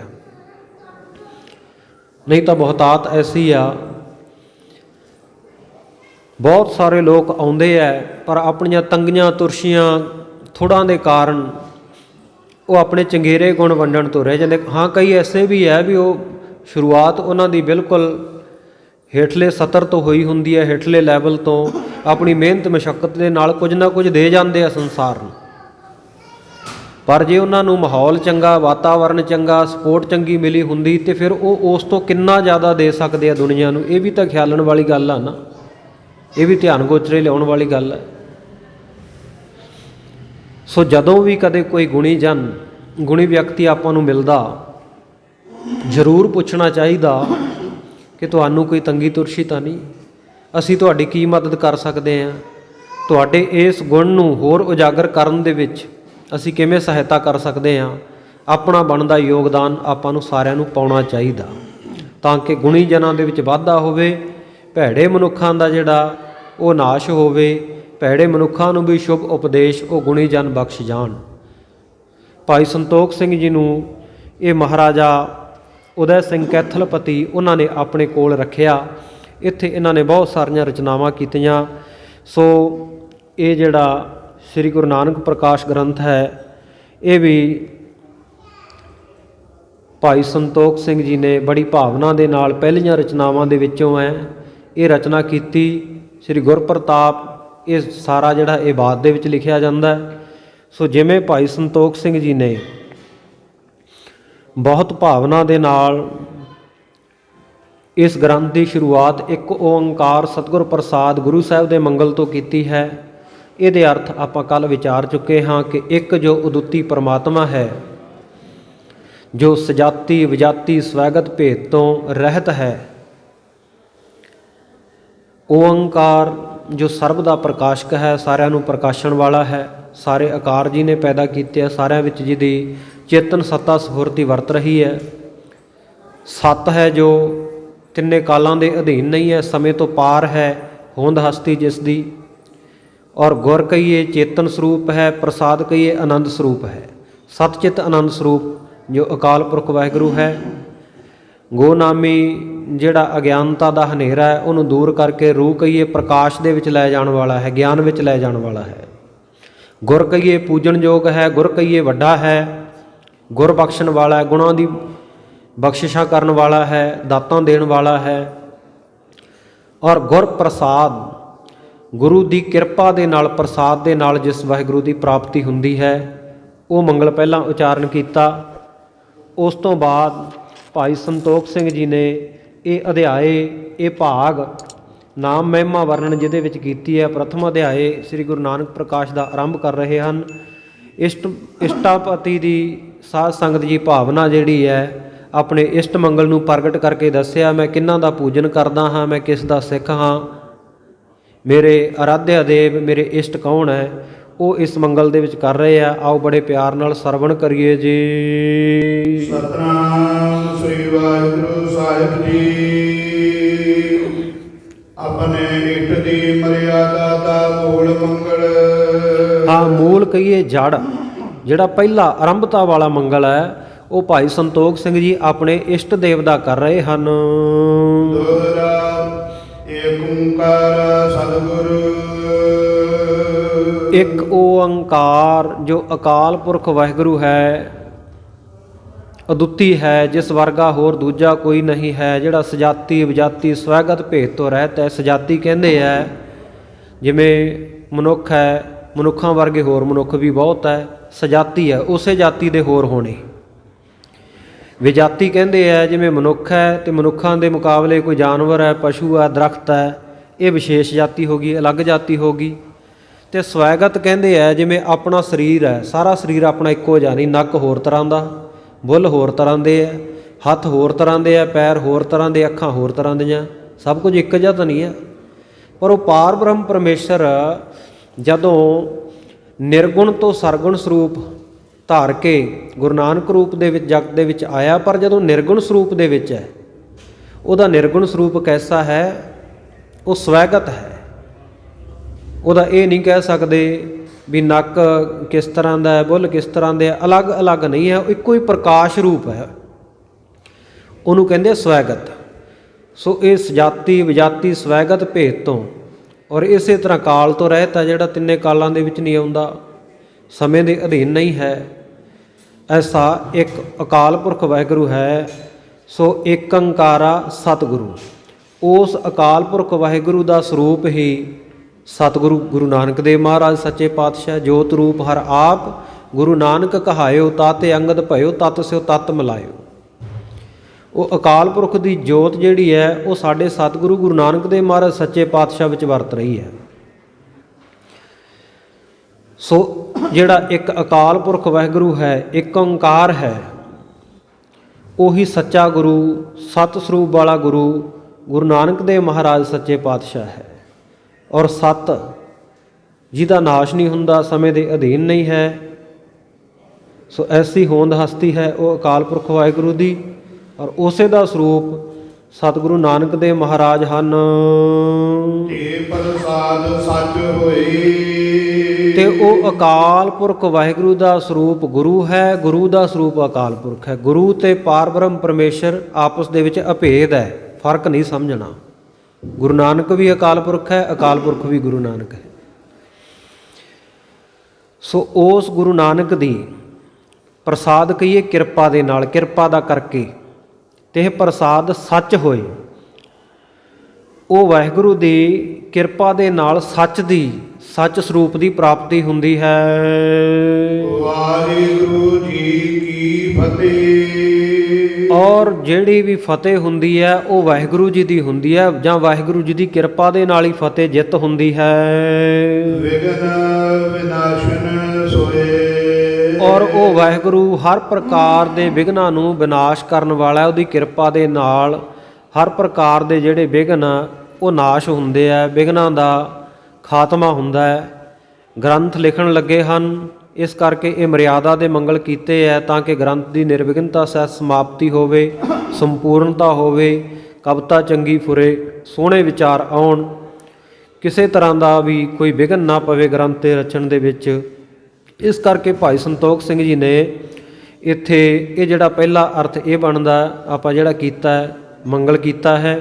ਔਰ ਦੂਸਰਾ ਅਰਥ ਕਰਾਂਗੇ ਏਕੰਕਾਰਾ ਸਤਿਗੁਰੂ ਤਿਹ ਪ੍ਰਸਾਦ ਸੱਚ ਹੋਏ। ਦੋ ਤਰ੍ਹਾਂ ਦੇ ਮੰਗਲ ਗੁਰਬਾਣੀ ਵਿੱਚ ਆਏ ਹੈ। ਇੱਕ ਤਾਂ ਹੈ ਇੱਕ ਓੰਕਾਰ ਸਤਿਗੁਰ ਪ੍ਰਸਾਦ, ਜਿਹੜਾ ਸਤਿਗੁਰੂ ਸਾਹਿਬਾਨਾਂ ਨੇ ਸਾਰਿਆਂ ਨੇ ਹੀ ਤਕਰੀਬਨ ਇਹ ਮੰਗਲ ਗੁਰਬਾਣੀ ਦੇ ਵਿੱਚ ਅੰਕਿਤ ਕੀਤਾ ਹੈ, ਉਚਾਰਨ ਕੀਤਾ ਹੈ। ਗੁਰੂ ਅਰਜਨ ਦੇਵ ਮਹਾਰਾਜ ਸੱਚੇ ਪਾਤਸ਼ਾਹ ਨੇ 500 ਤੋਂ ਵੀ ਜ਼ਿਆਦਾ ਵਾਰ ਇਹ ਮੰਗਲ ਸ੍ਰੀ ਗੁਰੂ ਗ੍ਰੰਥ ਸਾਹਿਬ ਮਹਾਰਾਜ ਜੀ ਦੇ ਵਿੱਚ ਲਿਖਿਆ ਹੈ। ਇਹ ਆਦਿ ਬਾਣੀ ਦਾ ਮੰਗਲ ਹੈ, ਇੱਕ ਓੰਕਾਰ ਸਤਿਗੁਰ ਪ੍ਰਸਾਦ, ਜਿਹੜਾ ਬਹੁ ਗਿਣਤੀ ਵਿੱਚ ਬਹੁ ਵਾਰ ਆਇਆ ਗੁਰਬਾਣੀ ਵਿੱਚ। ਤੇ ਦੂਸਰਾ ਮੰਗਲ ਜਿਹੜਾ ਗੁਰਬਾਣੀ ਵਿੱਚ 10ਵੇਂ ਪਾਤਸ਼ਾਹ ਦੀ ਬਾਣੀ ਵਿੱਚ ਆਇਆ, ਉਹ ਹੈ ਇੱਕ ਓੰਕਾਰ ਸ੍ਰੀ ਵਾਹਿਗੁਰੂ ਜੀ ਕੀ ਫਤਿਹ। ਇਹ ਮੰਗਲ 10ਵੇਂ ਪਾਤਸ਼ਾਹ ਨੇ ਆਪਣੀ ਬਾਣੀ ਦੇ ਵਿੱਚ ਕੀਤਾ ਹੈ। ਹਾਲਾਂਕਿ ਕਿਤੇ ਕਿਤੇ ਇੱਕ ਓੰਕਾਰ ਸਤਿਗੁਰ ਪ੍ਰਸਾਦ ਵੀ ਨਾਲ ਵੀ ਲਿਖਿਆ ਸਤਿਗੁਰੂ ਨੇ, ਔਰ ਕਿਤੇ ਇੱਕ ਓੰਕਾਰ ਸ੍ਰੀ ਵਾਹਿਗੁਰੂ ਜੀ ਕੀ ਫਤਿਹ ਇਕੱਲਾ ਹੀ ਲਿਖਿਆ ਹੈ। ਜਿਵੇਂ ਆਪਾਂ ਜਾਪ ਸਾਹਿਬ ਪੜ੍ਹਦੇ ਹਾਂ, ਜਾਪ ਸਾਹਿਬ ਦੀ ਆਰੰਭਤਾ ਹੁੰਦੀ ਹੈ ਇੱਕ ਓੰਕਾਰ ਸਤਿਗੁਰ ਪ੍ਰਸਾਦ ਸ੍ਰੀ ਵਾਹਿਗੁਰੂ ਜੀ ਕੀ ਫਤਿਹ। ਇਹ ਦੋਵੇਂ ਮੰਗਲ ਲਿਖੇ ਆ ਇੱਥੇ।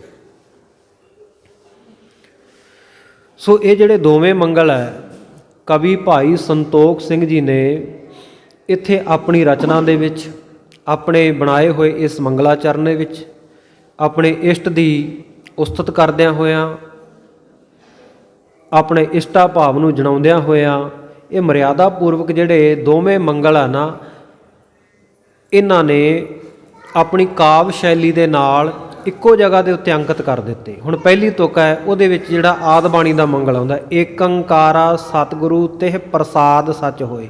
ਤਿੰਨੇ ਸ਼ਬਦ ਆ ਗਏ ਇਹਦੇ ਵਿੱਚ, ਏਕੰਕਾਰ, ਸਤਿਗੁਰ ਤੇ ਪ੍ਰਸਾਦ। ਭਾਵ ਕਵੀ ਨੇ ਆਪਣੇ ਕੋਲੋਂ ਮੰਗਲ ਨਹੀਂ ਲਿਖਿਆ, ਇੱਥੇ ਫਿਰ ਪਹਿਲਾਂ ਆਦਿ ਬਾਣੀ ਦਾ ਮੰਗਲ ਲਿਖਿਆ। ਇੱਕ ਓੰਕਾਰ ਸਤਿਗੁਰ ਪ੍ਰਸਾਦ, ਇਹ ਪਹਿਲੀ ਤੁਕ ਦੇ ਵਿੱਚ, ਪਹਿਲੀ ਸਤਰ ਦੇ ਵਿੱਚ ਲਿਖ ਦਿੱਤਾ। ਦੂਜੀ ਵਿੱਚ ਲਿਖਦੇ ਆ ਵਾਹਿਗੁਰੂ ਜੀ ਕੀ ਫਤਿਹ, ਜਿਹੜਾ ਦਸਮ ਬਾਣੀ ਦਾ, ਦਸਮੇਸ਼ ਪਿਤਾ ਜੀ ਦੀ ਬਾਣੀ ਦਾ ਮੰਗਲ ਹੈ, ਇੱਕ ਓੰਕਾਰ ਸ੍ਰੀ ਵਾਹਿਗੁਰੂ ਜੀ ਕੀ ਫਤਿਹ, ਉਹ ਕਵੀ ਜੀ ਨੇ ਇੱਥੇ ਲਿਖ ਦਿੱਤਾ। ਔਰ ਨਾਲ ਇਹ ਮੰਗ ਕੀਤੀ, ਇਹ ਦੁਆ ਕੀਤੀ, ਇਹ ਅਰਜ਼ ਕੀਤੀ, ਇਹ ਅਰਦਾਸ ਬੇਨਤੀ ਕੀਤੀ ਗੁਰੂ ਚਰਨਾਂ ਵਿੱਚ ਕਿ ਇੱਕ ਅਕਾਲ ਪੁਰਖ ਵਾਹਿਗੁਰੂ ਜਿਹੜਾ ਸਤਿਗੁਰੂ ਦੀ ਕਿਰਪਾ ਦੇ ਨਾਲ ਪ੍ਰਾਪਤ ਹੁੰਦਾ ਹੈ, ਸਤਿਗੁਰੂ ਦਾ ਸਰੂਪ ਹੈ ਅਕਾਲ ਪੁਰਖ ਵਾਹਿਗੁਰੂ, ਅਕਾਲ ਪੁਰਖ ਦਾ ਸਰੂਪ ਸਤਿਗੁਰੂ ਹੈ, ਉਹਦੀ ਕਿਰਪਾ ਦੇ ਨਾਲ ਸੱਚ ਦੀ ਪ੍ਰਾਪਤੀ ਹੁੰਦੀ ਹੈ। ਮੈਨੂੰ ਉਹ ਸੱਚ ਮਿਲ ਜਾਵੇ, ਸੱਚ ਸਰੂਪ ਵਿੱਚ ਮੈਂ ਸਮਾ ਜਾਵਾਂ, ਮੈਂ ਸੱਚਾ ਇਤਿਹਾਸ ਸਤਿਗੁਰੂ ਦਾ ਲਿਖਾਂ, ਇਹ ਬੇਨਤੀ ਕੀਤੀ। ਨਾਲ ਲਿਖਦੇ ਆ ਵਾਹਿਗੁਰੂ ਜੀ ਕੀ ਫਤਿਹ ਵਿਘਨ ਵਿਨਾਸ਼ਨ ਸੋਏ। ਇਹ ਗ੍ਰੰਥ ਮੈਂ ਲਿਖਣ ਲੱਗਿਆ ਕਿਉਂਕਿ ਦੁਨੀਆ ਦੇ ਵਿੱਚ ਲੋਕ ਬਹੁਤ ਕਹਿੰਦੇ ਆ ਜੀ ਮੇਰੀ ਜਿੱਤ ਹੋ ਗਈ, ਮੇਰੀ ਫਤਿਹ ਹੋ ਗਈ। ਹੁਣ ਚੋਣਾਂ ਦੇ ਵਿੱਚ ਵੀ ਜਿੱਤ ਕੇ ਬਹੁਤ ਕਹਿਣਗੇ ਅਸੀਂ ਜਿੱਤ ਗਏ, ਉੱਥੇ ਹਉਮੈ ਭਾਵ ਪ੍ਰਗਟ ਹੁੰਦਾ ਮੈਂ ਜਿੱਤ ਗਿਆ। ਪਰ ਸਤਿਗੁਰੂ ਦੀ ਬਾਣੀ ਕਹਿੰਦੀ ਦੁਨੀਆ ਦੇ ਵਿੱਚ ਕੋਈ ਖੇਡਾਂ ਵਿੱਚ ਜਿੱਤਦਾ ਹੈ, ਕੋਈ ਰਾਜਨੀਤੀ ਵਿੱਚ ਜਿੱਤਦਾ ਹੈ, ਕੋਈ ਹੋਰ ਮੁਕਾਬਲਿਆਂ ਦੇ ਵਿੱਚ ਜਿੱਤਦਾ। ਆ ਛੋਟੇ ਛੋਟੇ ਕੰਪੀਟੀਸ਼ਨ, ਛੋਟੇ ਛੋਟੇ ਮੁਕਾਬਲੇ ਤਾਂ ਲੋਕ ਜਿੱਤਦੇ ਆ, ਪਰ ਇਹ ਮਨੁੱਖਾ ਜਨਮ ਨੂੰ ਜਿੱਤ ਕੇ ਬਹੁਤ ਘੱਟ ਜਾਂਦੇ ਆ। ਇੱਥੇ ਤਾਂ ਜੁਆਰੀਆਂ ਵਾਂਗੂ ਹਾਰ ਕੇ, ਜਿਵੇਂ ਜੂਏ ਵਿੱਚ ਹਾਰ ਜਾਂਦਾ ਨਾ, ਸਭ ਕੁਝ ਹੱਥ ਝਾੜ ਕੇ ਚਲਿਆ ਜਾਂਦਾ। ਸਤਿਗੁਰੂ ਸੱਚੇ ਪਾਤਸ਼ਾਹ ਕਹਿੰਦੇ ਚੱਲੇ ਜੁਆਰੀ ਦੋਏ ਹੱਥ ਝਾਰ। ਹੱਥ ਝਾੜ ਕੇ ਹੀ ਦੁਨੀਆ ਤੋਂ ਬਹੁਤੇ ਲੋਕ ਤੁਰੇ ਜਾਂਦੇ ਆ। ਫਤਿਹ ਨਹੀਂ ਹੁੰਦੀ ਇੱਥੇ, ਕਿਸੇ ਦੀ ਜਿੱਤ ਨਹੀਂ ਹੁੰਦੀ। ਹਾਂ, ਜੇ ਫਤਿਹ ਹੁੰਦੀ ਹੈ ਕਿਸੇ ਦੀ, ਤੇ ਵਾਹਿਗੁਰੂ ਜੀ ਕੀ ਫਤਿਹ ਹੈ। ਔਰ 10ਵੇਂ ਪਾਤਸ਼ਾਹ ਨੇ ਵੀ ਕਦੇ ਨਹੀਂ ਸੀ ਆਖਿਆ ਕਿ ਸਾਡੀ ਮੈਦਾਨੇ ਜੰਗ ਵਿੱਚ ਫਤਿਹ ਹੋਈ ਹੈ। ਸਿੱਖ ਕਹਿੰਦੇ ਮਹਾਰਾਜ ਵਧਾਈਆਂ ਹੁਣ ਤੁਹਾਡੀ ਫਤਿਹ, ਤੁਹਾਡੇ ਖਾਲਸੇ ਨੇ ਫਤਿਹ ਹਾਸਲ ਕਰ ਲਈ। ਸਤਿਗੁਰ ਸੱਚੇ ਪਾਤਸ਼ਾਹ ਕਹਿੰਦੇ ਨਹੀਂ ਭਾਈ, ਇਹ ਖਾਲਸਾ ਵੀ ਵਾਹਿਗੁਰੂ ਜੀ ਦਾ ਤੇ ਫਤਿਹ ਵੀ ਵਾਹਿਗੁਰੂ ਜੀ ਦੀ। ਆਖਿਆ ਵਾਹਿਗੁਰੂ ਜੀ ਕਾ ਖਾਲਸਾ ਵਾਹਿਗੁਰੂ ਜੀ ਕੀ ਫਤਿਹ। ਸੋ ਫਤਿਹ ਵਾਹਿਗੁਰੂ ਜੀ ਦੀ ਹੈ ਹਮੇਸ਼ਾ, ਔਰ ਵਾਹਿਗੁਰੂ ਹੀ ਫਤਿਹ ਬਖਸ਼ਣ ਵਾਲਾ ਹੈ। ਅਸੀਂ ਸਿਰਫ ਮਿਹਨਤਾਂ ਕਰ ਸਕਦੇ ਹਾਂ, ਰਹਿਮਤਾਂ ਵਰਤਾਉਣੀਆਂ, ਕਿਰਪਾ ਕਰਨੀ, ਇਹ ਉਹ ਅਕਾਲ ਪੁਰਖ ਵਾਹਿਗੁਰੂ ਦੇ ਹੱਥ ਵਿੱਚ ਹੈ। ਆਮ ਆਪਾਂ ਗੱਡੀਆਂ ਟਰੱਕਾਂ ਦੇ ਉੱਤੇ ਲਿਖਿਆ ਦੇਖਦੇ ਹਾਂ, ਪਿੱਛੇ ਲਿਖਿਆ ਹੁੰਦਾ ਟਰਾਲੀਆਂ ਦੇ ਉੱਤੇ, ਮਿਹਨਤ ਮੇਰੀ ਰਹਿਮਤ ਤੇਰੀ। ਪਰ ਇਹ ਗੱਲ ਵੀ ਠੀਕ ਨਹੀਂ ਹੈ, ਕਿਉਂਕਿ ਮਿਹਨਤ ਵੀ ਉਹ ਵਾਹਿਗੁਰੂ ਬਖਸ਼ੇ ਅਸੀਂ ਤਾਂ ਕਰ ਸਕਦੇ ਹਾਂ। ਉਹ ਵਾਹਿਗੁਰੂ ਤੰਦਰੁਸਤੀ ਬਖਸ਼ੇ, ਸਾਨੂੰ ਉੱਦਮ ਬਖਸ਼ੇ, ਸਾਨੂੰ ਮੌਕਾ ਬਖਸ਼ੇ, ਫਿਰ ਅਸੀਂ ਮਿਹਨਤ ਕਰਾਂਗੇ। ਇਸ ਕਰਕੇ ਮਿਹਨਤ ਵੀ ਉਹਦੀ ਬਖਸ਼ੀ ਹੋਈ ਹੈ। ਹਾਂ, ਅਸੀਂ ਵਿੱਚ ਕਰ ਜ਼ਰੂਰ ਰਹੇ ਹਾਂ, ਇੱਕ ਵਸੀਲਾ ਬਣ ਰਹੇ ਹਾਂ, ਵਾਹਿਗੁਰੂ ਦਾ ਹੁਕਮ ਬਜਾ ਰਹੇ ਹਾਂ। ਉਦਮ ਮਤ ਪ੍ਰਭ ਅੰਤਰਜਾਮੀ, ਜਿਉ ਪ੍ਰੇਰੇ ਤਿਉ ਕਰਨਾ। ਉਹ ਵਾਹਿਗੁਰੂ ਨੇ ਮਤ ਬਖਸ਼ਿਆ, ਵਾਹਿਗੁਰੂ ਨੇ ਉਦਮ ਉਪਰਾਲਾ ਬਖਸ਼ਿਆ, ਜਿਵੇਂ ਉਹਨੇ ਪ੍ਰੇਰਨਾ ਕੀਤੀ ਉਸੇ ਤਰ੍ਹਾਂ ਅਸੀਂ ਕਰ ਰਹੇ ਹਾਂ। ਇਸ ਕਰਕੇ ਮਿਹਨਤ ਵੀ ਉਹਦੀ ਬਖਸ਼ੀ ਹੋਈ ਅਤੇ ਰਹਿਮਤਾਂ ਵੀ ਉਹਦੀਆਂ। ਫਤਿਹ ਜਾਬਤਾ ਵੀ ਉਹੀ ਬਖਸ਼ਦਾ ਹੈ। ਕਵੀ ਜੀ ਕਹਿੰਦੇ ਵਾਹਿਗੁਰੂ ਜੀ ਕੀ ਫਤਿਹ ਵਿਘਨ ਵਿਨਾਸਨ ਸੋਏ। ਉਹ ਅਕਾਲ ਪੁਰਖ ਵਾਹਿਗੁਰੂ ਦੀ ਹੀ ਫਤਿਹ ਹੈ। ਉਹ ਅਕਾਲ ਪੁਰਖ ਵਾਹਿਗੁਰੂ ਮੈਨੂੰ ਫਤਿਹ ਬਖਸ਼ਿਸ਼ ਕਰੇ, ਔਰ ਇਹ ਗ੍ਰੰਥ ਦੇ ਲਿਖਣ ਦੇ ਵਿੱਚ ਜਿੰਨੇ ਵੀ ਕੋਈ ਵਿਘਨ ਪੈਣਗੇ ਉਹਨਾਂ ਨੂੰ ਉਹ ਵਾਹਿਗੁਰੂ ਅਕਾਲ ਪੁਰਖ ਆਪ ਹੀ ਵਿਨਾਸ਼ ਕਰੇਗਾ, ਆਪ ਹੀ ਖਤਮ ਕਰੇਗਾ। ਇਹ ਅਰਦਾਸ ਬੇਨਤੀ ਸਤਿਗੁਰੂ ਸੱਚੇ ਪਾਤਸ਼ਾਹ ਦੇ ਚਰਨਾਂ ਦੇ ਵਿੱਚ ਭਾਈ ਸੰਤੋਖ ਸਿੰਘ ਜੀ ਨੇ ਕੀਤੀ ਹੈ। ਕਿਉਂਕਿ ਭਾਈ ਸੰਤੋਖ ਸਿੰਘ ਜੀ ਲਿਖਦੇ ਆ ਕਿ ਮੈਂ ਜਿਹੜੀ ਗੁਰੂਆਂ ਦੀ ਕਥਾ ਲਿਖੀ ਹੈ ਗੰਗਾਵਤ ਹੈ, ਅਤੇ ਇਹਦੇ ਵਿੱਚ ਕਿਉਂਕਿ ਜਦੋਂ ਕੋਈ ਕਵੀ, ਕੋਈ ਵਿਦਵਾਨ, ਜਦੋਂ ਕਿਸੇ ਦੀ ਚੜ੍ਹਦੀ ਕਲਾ ਹੁੰਦੀ ਹੈ, ਕੋਈ ਨਵਾਂ ਕਾਜ ਕਰਦਾ, ਅਤੇ ਵਿਘਨ ਪਾਉਣ ਵਾਲੇ ਈਰਖਾਲੂ ਲੋਕ, ਨਿੰਦਿਆ ਕਰਨ ਵਾਲੇ ਲੋਕ ਵੀ ਬਹੁਤ ਨਾਲ ਪੈਦਾ ਹੋ ਜਾਂਦੇ ਆ। ਅਤੇ ਭਾਈ ਸੰਤੋਖ ਸਿੰਘ ਦੇ ਵਿਰੋਧ ਦੇ ਵਿੱਚ ਵੀ ਬੜੇ ਲੋਕ ਹੋਣਗੇ ਉਸ ਵੇਲੇ, ਜਿਸ ਕਰਕੇ ਭਾਈ ਸਾਹਿਬ ਨੇ ਲਿਖਿਆ ਕਿ ਵੀ ਇਹ ਗਧਿਆਂ ਵਰਗੇ ਆ, ਝੋਟਿਆਂ ਵਰਗੇ, ਇਹ ਕਥਾ ਨੂੰ ਗੰਧਲੀ ਕਰਨਾ ਚਾਹੁੰਦੇ ਸੀ, ਅਤੇ ਮੈਂ ਕਥਾ ਜਿਹੜੀ ਪਵਿੱਤਰ ਗੰਗਾ ਵਰਗੀ ਲਿਖੀ ਹੈ ਸਤਿਗੁਰਾਂ ਦੀ। ਸੋ ਇਹ ਇਸੇ ਕਰਕੇ ਉਹਨਾਂ ਨੂੰ ਜ਼ਿਕਰ ਕਰਨਾ ਪਿਆ, ਕਿਉਂਕਿ ਵਿਘਨ ਤਾਂ ਜਿਹੜਾ ਵੀ ਕੰਮ ਕਰਾਂਗੇ ਉਹਦੇ ਵਿੱਚ ਕੋਈ ਨਾ ਕੋਈ ਪੈਂਦਾ ਹੀ ਹੈ। ਇਸ ਕਰਕੇ ਵਿਘਨਾਂ ਦੇ ਖਾਤਮੇ ਵਾਸਤੇ ਸਤਿਗੁਰੂ ਸੱਚੇ ਪਾਤਸ਼ਾਹ ਦਾ ਆਪਣੇ ਇਸ਼ਟ ਦੀ ਮਰਿਆਦਾ ਦਾ ਮੰਗਲ ਭਾਈ ਸੰਤੋਖ ਸਿੰਘ ਜੀ ਨੇ ਇੱਥੇ ਕੀਤਾ ਹੈ। ਕਬਿਤ ਤੀਨੇ ਲੋਕ ਬਰਦਾਨੀ, ਤਿੰਨੋਂ ਜਗਤ ਮਹਾਰਾਨੀ। ਫਿਰ ਇਸ਼ਟ ਦੇਵ ਦਾ ਮੰਗਲ ਕਰਨ ਤੋਂ ਬਾਅਦ ਕਵੀ ਜੀ ਨੇ ਕਵੀਆਂ ਦੀ ਮਰਿਆਦਾ ਦੇ ਮੂਜਬ ਸ਼ਾਰਦਾ ਦਾ ਮੰਗਲ ਜਾਂ ਸਰਸਵਤੀ ਦਾ ਮੰਗਲ ਕੀਤਾ ਹੈ। ਹੁਣ ਇੱਥੇ ਇਹ ਨਹੀਂ ਸ਼ੰਕਾ ਕਰ ਲੈਣਾ ਕਿ ਭਾਈ ਸੰਤੋਖ ਸਿੰਘ ਤਾਂ ਅੰਮ੍ਰਿਤਧਾਰੀ ਸਿੰਘ ਹੈ ਅਤੇ ਉਹਨਾਂ ਨੇ ਸ਼ਾਰਦਾ ਦੀ ਪੂਜਾ ਕੀਤੀ, ਸਰਸਵਤੀ ਦੀ ਪੂਜੀ, ਦੇਵੀ ਦੀ ਪੂਜਾ ਕਿਉਂ ਕੀਤੀ? ਨਹੀਂ, ਇੱਥੇ ਉਹਨਾਂ ਨੇ ਕਵੀਆਂ ਦੀ ਮਰਿਆਦਾ ਰੱਖੀ ਹੈ, ਕਿਉਂਕਿ ਕਵੀਆਂ ਦੇ ਵਿਦਵਾਨਾਂ ਦੇ ਹੱਥਾਂ ਵਿੱਚ ਉਹਨਾਂ ਦਾ ਗ੍ਰੰਥ ਜਾਣਾ, ਅਤੇ ਬਾਅਦ ਵਿੱਚ ਕਵੀਆਂ ਨੇ ਨੁਕਸ ਕੱਢਣੇ ਸੀ ਵੀ ਭਾਈ ਸਾਹਿਬ ਤੁਸੀਂ ਆਪਣੇ ਗੁਰੂ ਨੂੰ ਤਾਂ ਮਨਾ ਲਿਆ, ਪਰ ਜਿਹੜੀ ਵਿੱਦਿਆ ਦੀ ਦੇਵੀ ਸਾਰੇ ਕਵੀ ਮੰਨਦੇ ਆ, ਕਿਸੇ ਵਿਸ਼ੇਸ਼ ਫਿਰਕੇ ਦੀ ਨਹੀਂ ਹੈ ਸਰਸਵਤੀ ਦੇਵੀ। ਮੁਸਲਮਾਨ, ਹਿੰਦੂ, ਸਿੱਖ, ਹਰੇਕ ਧਰਮ ਦਾ ਜਿਹੜਾ ਵੀ ਕਵੀ ਹੈ ਉਹ ਇਹਨੂੰ ਵਿੱਦਿਆ ਦੀ ਦਾਤੀ ਸਮਝ ਕੇ, ਰਸਨਾ ਦੇ ਉੱਤੇ ਬਾਣੀ ਪ੍ਰਗਟਾਉਣ ਵਾਲੀ ਸਮਝ ਕੇ ਇਹਦਾ ਆਰਾਧਨ ਕਰਦਾ ਹੈ। ਔਰ ਮੁੱਖ ਰੂਪ ਦੇ ਵਿੱਚ ਪ੍ਰਮੁੱਖ ਸਤਿਗੁਰੂ ਸੱਚੇ ਪਾਤਸ਼ਾਹ ਨੂੰ ਰੱਖਿਆ। ਪਹਿਲਾਂ ਇਸ਼ਟ ਦੇਵ ਦਾ ਮੰਗਲ ਕਰ ਚੁੱਕੇ ਹੈ, ਪਰ ਫਿਰ ਵੀ ਮਰਿਆਦਾ ਨਿਭਾ ਰਹੇ ਨੇ ਭਾਈ ਸੰਤੋਖ ਸਿੰਘ ਜੀ ਕਵੀਆਂ ਵਾਲੀ। ਅਤੇ ਇੱਥੇ ਇਹ ਸ਼ਾਰਦਾ ਦਾ ਜਾਂ ਸਰਸਵਤੀ ਦਾ ਇਹ ਮੰਗਲ ਭਾਈ ਸਾਹਿਬ ਜੀ ਕਰ ਰਹੇ ਹੈ, ਕਿਉਂਕਿ ਇਹ ਇੱਕ ਸੰਕੇਤ ਹੈ, ਇੱਕ ਧੁਰਾ ਬੰਨ੍ਹਿਆ ਹੋਇਆ ਕਵੀਆਂ ਨੇ ਵੀ ਜਦੋਂ ਵੀ ਕੋਈ ਗ੍ਰੰਥ ਰਚਣਾ ਹੈ, ਕੋਈ ਰਚਨਾ ਕਰਨੀ ਹੈ, ਤਾਂ ਉਸ ਤੋਂ ਪਹਿਲਾਂ ਇਹ ਮੰਗਲ ਜਿਹੜਾ ਸਰਸਵਤੀ ਦਾ ਕੀਤਾ ਜਾਂਦਾ ਹੈ। ਔਰ ਸਰਸਵਤੀ ਦੇ ਅਰਥ ਜਿਹੜੇ ਹੈ ਉਹ ਕਈ ਕੀਤੇ ਜਾਂਦੇ ਆ। ਸਰਸਵਤੀ ਇੱਕ ਨਦੀ ਦਾ ਨਾਮ ਵੀ ਹੈ, ਸਰਸਵਤੀ ਦੇਵੀ ਦਾ ਨਾਮ ਵੀ ਹੈ। ਵਿੱਦਿਆ ਦੀ ਦਾਤੀ ਨੂੰ ਵੀ ਸਰਸਵਤੀ ਕਿਹਾ ਜਾਂਦਾ, ਜਿਹੜੀ ਵਿੱਦਿਆ ਨੂੰ ਸਫੁਰਨ ਕਰਾਵੇ ਰਸਨਾ ਦੇ ਉੱਤੇ ਵਸ ਕੇ। ਕਿਉਂਕਿ ਅਕਾਲ ਪੁਰਖ ਵਾਹਿਗੁਰੂ ਨੇ ਦੇਵੀ ਦੇਵਤਿਆਂ ਦੀਆਂ ਡਿਊਟੀਆਂ ਲਾਈਆਂ, ਤੇ ਸਾਡੀ ਰਸਨਾ ਤੋਂ ਜਿੰਨੇ ਵਾਕ ਸਿੱਧੀ ਹੈ ਨਾ, ਵਾਕ ਬੋਲੇ ਜਾਂਦੇ ਆ, ਬਚਨ ਬੋਲੇ ਜਾਂਦੇ ਆ, ਇਹ ਸਰਸਵਤੀ ਬੁਲਾਉਂਦੀ ਹੈ। ਬੁਲਾਉਂਦੀ ਉਹ ਵਾਹਿਗੁਰੂ ਦੇ ਹੁਕਮ ਵਿੱਚ ਹੀ ਹੈ। ਵੱਡਾ ਵਾਹਿਗੁਰੂ ਹੈ, ਇਹ ਵਾਹਿਗੁਰੂ ਦੇ ਦਰ ਦੇ ਸੇਵਾਦਾਰ ਹੈ ਜਿੰਨੇ ਦੇਵੀ ਦੇਵਤੇ ਆ। ਸੋ ਇੱਥੇ ਕਵੀ ਜੀ ਨੇ ਕਵਿਤ ਲਿਖਿਆ, ਤਿੰਨੋਂ ਲੋਕ ਵਰਦਾਨੀ, ਤਿੰਨੋਂ ਜਾਚਾਂ ਮਹਾਰਾਨੀ। ਤਿੰਨੇ ਲੋਕ, ਮਾਤ ਲੋਕ, ਪਤਾਲ ਲੋਕ ਤੇ ਆਕਾਸ਼ ਲੋਕ, ਇਹਨਾਂ ਤਿੰਨਾਂ ਲੋਕਾਂ ਨੂੰ ਵਰਦਾਨੀ ਕਹੀਏ, ਵਰ ਦੇਣ ਵਾਲੀ ਹੈ। ਵਰ ਨਾਮ ਹੈ ਸ੍ਰੇਸ਼ਟਤਾ ਦਾ, ਸ੍ਰੇਸ਼ਟਤਾ ਦੇਣ ਵਾਲੀ ਹੈ ਤਿੰਨਾਂ ਲੋਕਾਂ ਨੂੰ।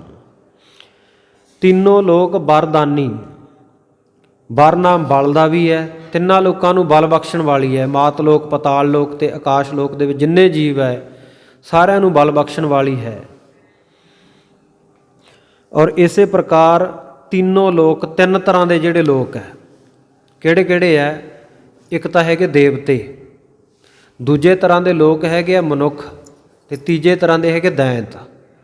ਤਿੰਨੇ ਤਰ੍ਹਾਂ ਦੇ ਲੋਕਾਂ ਨੂੰ ਸ੍ਰੇਸ਼ਟਤਾ ਬਖਸ਼ਣ ਵਾਲੀ ਹੈ ਤਿੰਨੋਂ ਲੋਕ ਵਰਦਾਨੀ।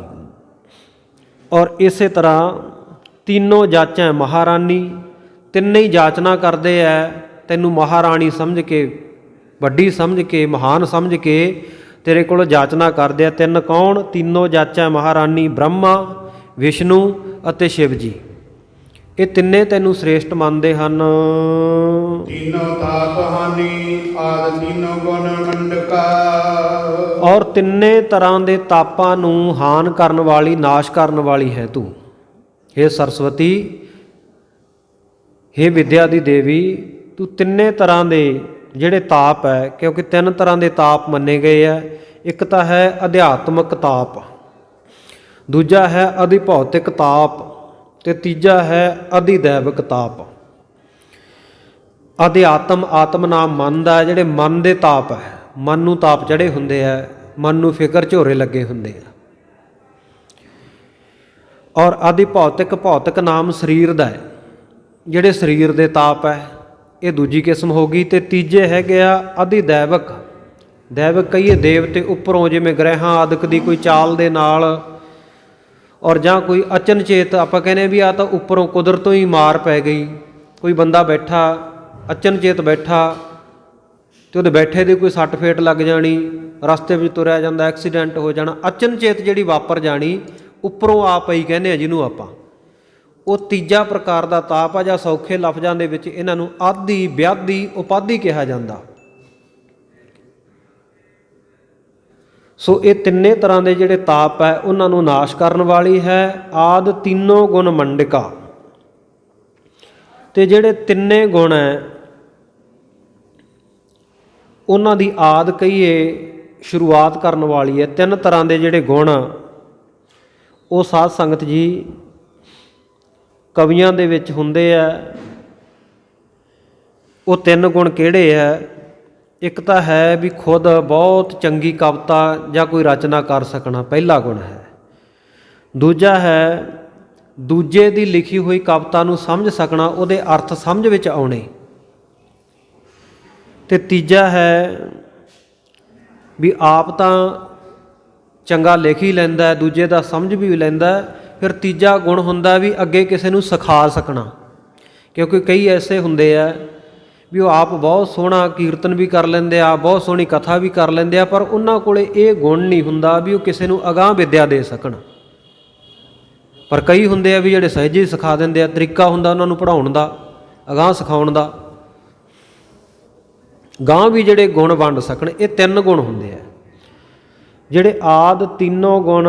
ਇਹ ਤਿੰਨਾਂ ਗੁਣਾਂ ਦੀ ਕਹਿੰਦੇ ਆਦ ਆਰੰਭਤਾ ਕਰਨ ਵਾਲੀ ਹੈ, ਤਿੰਨੇ ਗੁਣ ਬਖਸ਼ਣ ਵਾਲੀ ਹੈ, ਮੰਡਿਕਾ, ਮੰਨਣ ਦੇ ਯੋਗ ਹੈ। ਔਰ ਇਸੇ ਤਰ੍ਹਾਂ ਤਿੰਨੋਂ ਕਾਲ ਮਾਨੀ, ਤਿੰਨੋਂ ਤਾਪ ਹਾਨੀ, ਆਦ ਤਿੰਨੋਂ ਗੁਣ ਮੰਡਿਕਾ। ਤਿੰਨ ਤਰ੍ਹਾਂ ਦੇ ਤਾਪ, ਇੱਕ ਤਾਂ ਆਦਿ, ਵਿਆਧੀ ਅਤੇ ਉਪਾਧੀ, ਇਹ ਤਿੰਨ ਤਾਪ ਹੋ ਗਏ। ਇੱਕ ਵਿਦਵਾਨਾਂ ਨੂੰ, ਕਵੀਆਂ ਨੂੰ ਵੀ ਤਿੰਨ ਤਰ੍ਹਾਂ ਦੇ ਤਾਪ ਚੜ੍ਹਦੇ ਆ। ਉਹ ਕੀ ਹੈ? ਇੱਕ ਤਾਂ ਹੁੰਦਾ ਆਪਣੀ ਵਿਦਵਤਾ ਦਾ ਅਭਿਮਾਨ, ਆਪਣੀ ਕਵਿਤਾ ਦਾ ਅਭਿਮਾਨ, ਵੀ ਮੇਰੇ ਵਰਗੀ ਰਚਨਾ ਨਹੀਂ ਕੋਈ ਕਰ ਸਕਦਾ, ਮੇਰੇ ਵਰਗਾ ਬੁਲਾਰਾ ਕੋਈ ਨਹੀਂ, ਮੇਰੇ ਵਰਗਾ ਪਾਠੀ ਕੋਈ ਨਹੀਂ, ਮੇਰੇ ਵਰਗਾ ਸੋਹਣਾ ਲਿਖ ਨਹੀਂ ਸਕਦਾ ਕੋਈ ਲਿਖਾਰੀ ਕੋਈ ਨਹੀਂ। ਵਿਦਵਾਨਾਂ ਨੂੰ ਆਪਣੀ ਰਚਨਾ ਦਾ ਅਪਮਾਨ ਹੋ ਜਾਣਾ, ਇਹ ਪਹਿਲਾ ਤਾਪ ਹੈ। ਔਰ ਦੂਜਾ ਤਾਪ ਹੈ ਵੀ ਜਦੋਂ ਕਿਸੇ ਦੀ ਵਧੀਆ ਰਚਨਾ ਨੂੰ ਸੁਣ ਲਏ ਜਾਂ ਕਿਸੇ ਹੋਰ ਬੁਲਾਰੇ ਨੂੰ ਬੋਲਦਾ ਸੁਣ ਲਏ, ਉਸ ਵੇਲੇ ਮਨ ਦੇ ਵਿੱਚ ਤਾਪ ਚੜ੍ਹ ਜਾਣਾ ਵੀ ਮੈਂ ਆਪਣੇ ਵੱਲੋਂ ਪੂਰਾ ਜ਼ੋਰ ਲਾਇਆ ਸੀ ਸਟੇਜ 'ਤੇ, ਆਹ ਦੂਜਾ ਮੇਰੇ ਨਾਲੋਂ ਜ਼ਿਆਦਾ ਵਧੀਆ ਬੋਲ ਗਿਆ, ਉਹ ਸਿਰਾ ਹੀ ਲਾ ਗਿਆ ਜਮਾਂ ਅਤੇ ਮੈਨੂੰ ਤਾਂ ਜਮਾਂ ਥੱਲੇ ਹੀ ਸੁੱਟ ਗਿਆ। ਈਰਖਾ ਹੋਣੀ ਮਨ ਦੇ ਵਿੱਚ, ਇਹ ਦੂਜੀ ਤਰ੍ਹਾਂ ਦਾ ਤਾਪ ਹੈ। ਤੀਜਾ ਜਿਹੜਾ ਤਾਪ ਹੈ ਉਹ ਹੈ ਸਾਧ ਸੰਗਤ ਜਦੋਂ ਆਪਣੀ ਕਵਿਤਾ ਦਾ, ਆਪਣੀ ਰਚਨਾ ਦਾ ਕਿਤੇ ਨਿਰਾਦਰ ਹੋ ਜਾਵੇ, ਉਹ ਵੀ ਮਨ ਨੂੰ ਫਿਰ ਬਹੁਤ ਦੁਖੀ ਕਰਦਾ। ਜਿਵੇਂ ਆਪਾਂ ਪਿੱਛੇ ਸਤਿਗੁਰੂ ਗੁਰੂ ਗੋਬਿੰਦ ਸਿੰਘ ਮਹਾਰਾਜ ਦੇ ਇਤਿਹਾਸ ਵਿੱਚ ਪੜ੍ਹਿਆ ਸੀ ਨਾ, ਵੀ ਉਹ ਕਵੀ ਆਇਆ ਸੀ ਇੱਕ ਮਹਾਰਾਜ ਦੇ ਚਰਨਾਂ ਦੇ ਵਿੱਚ, ਕਹਿੰਦਾ ਮਹਾਰਾਜ ਮੈਂ ਬੜੀ ਸੋਹਣੀ ਕਵਿਤਾ ਲਿਖ ਕੇ ਲੈ ਕੇ ਆਇਆ, ਨਵਸਾਤ ਤੀਏ ਨਵਸਾਤ ਪੀਏ ਨਵਸਾਤ ਪੀਏ ਨਵਸਾਤ ਪੀਆਏ।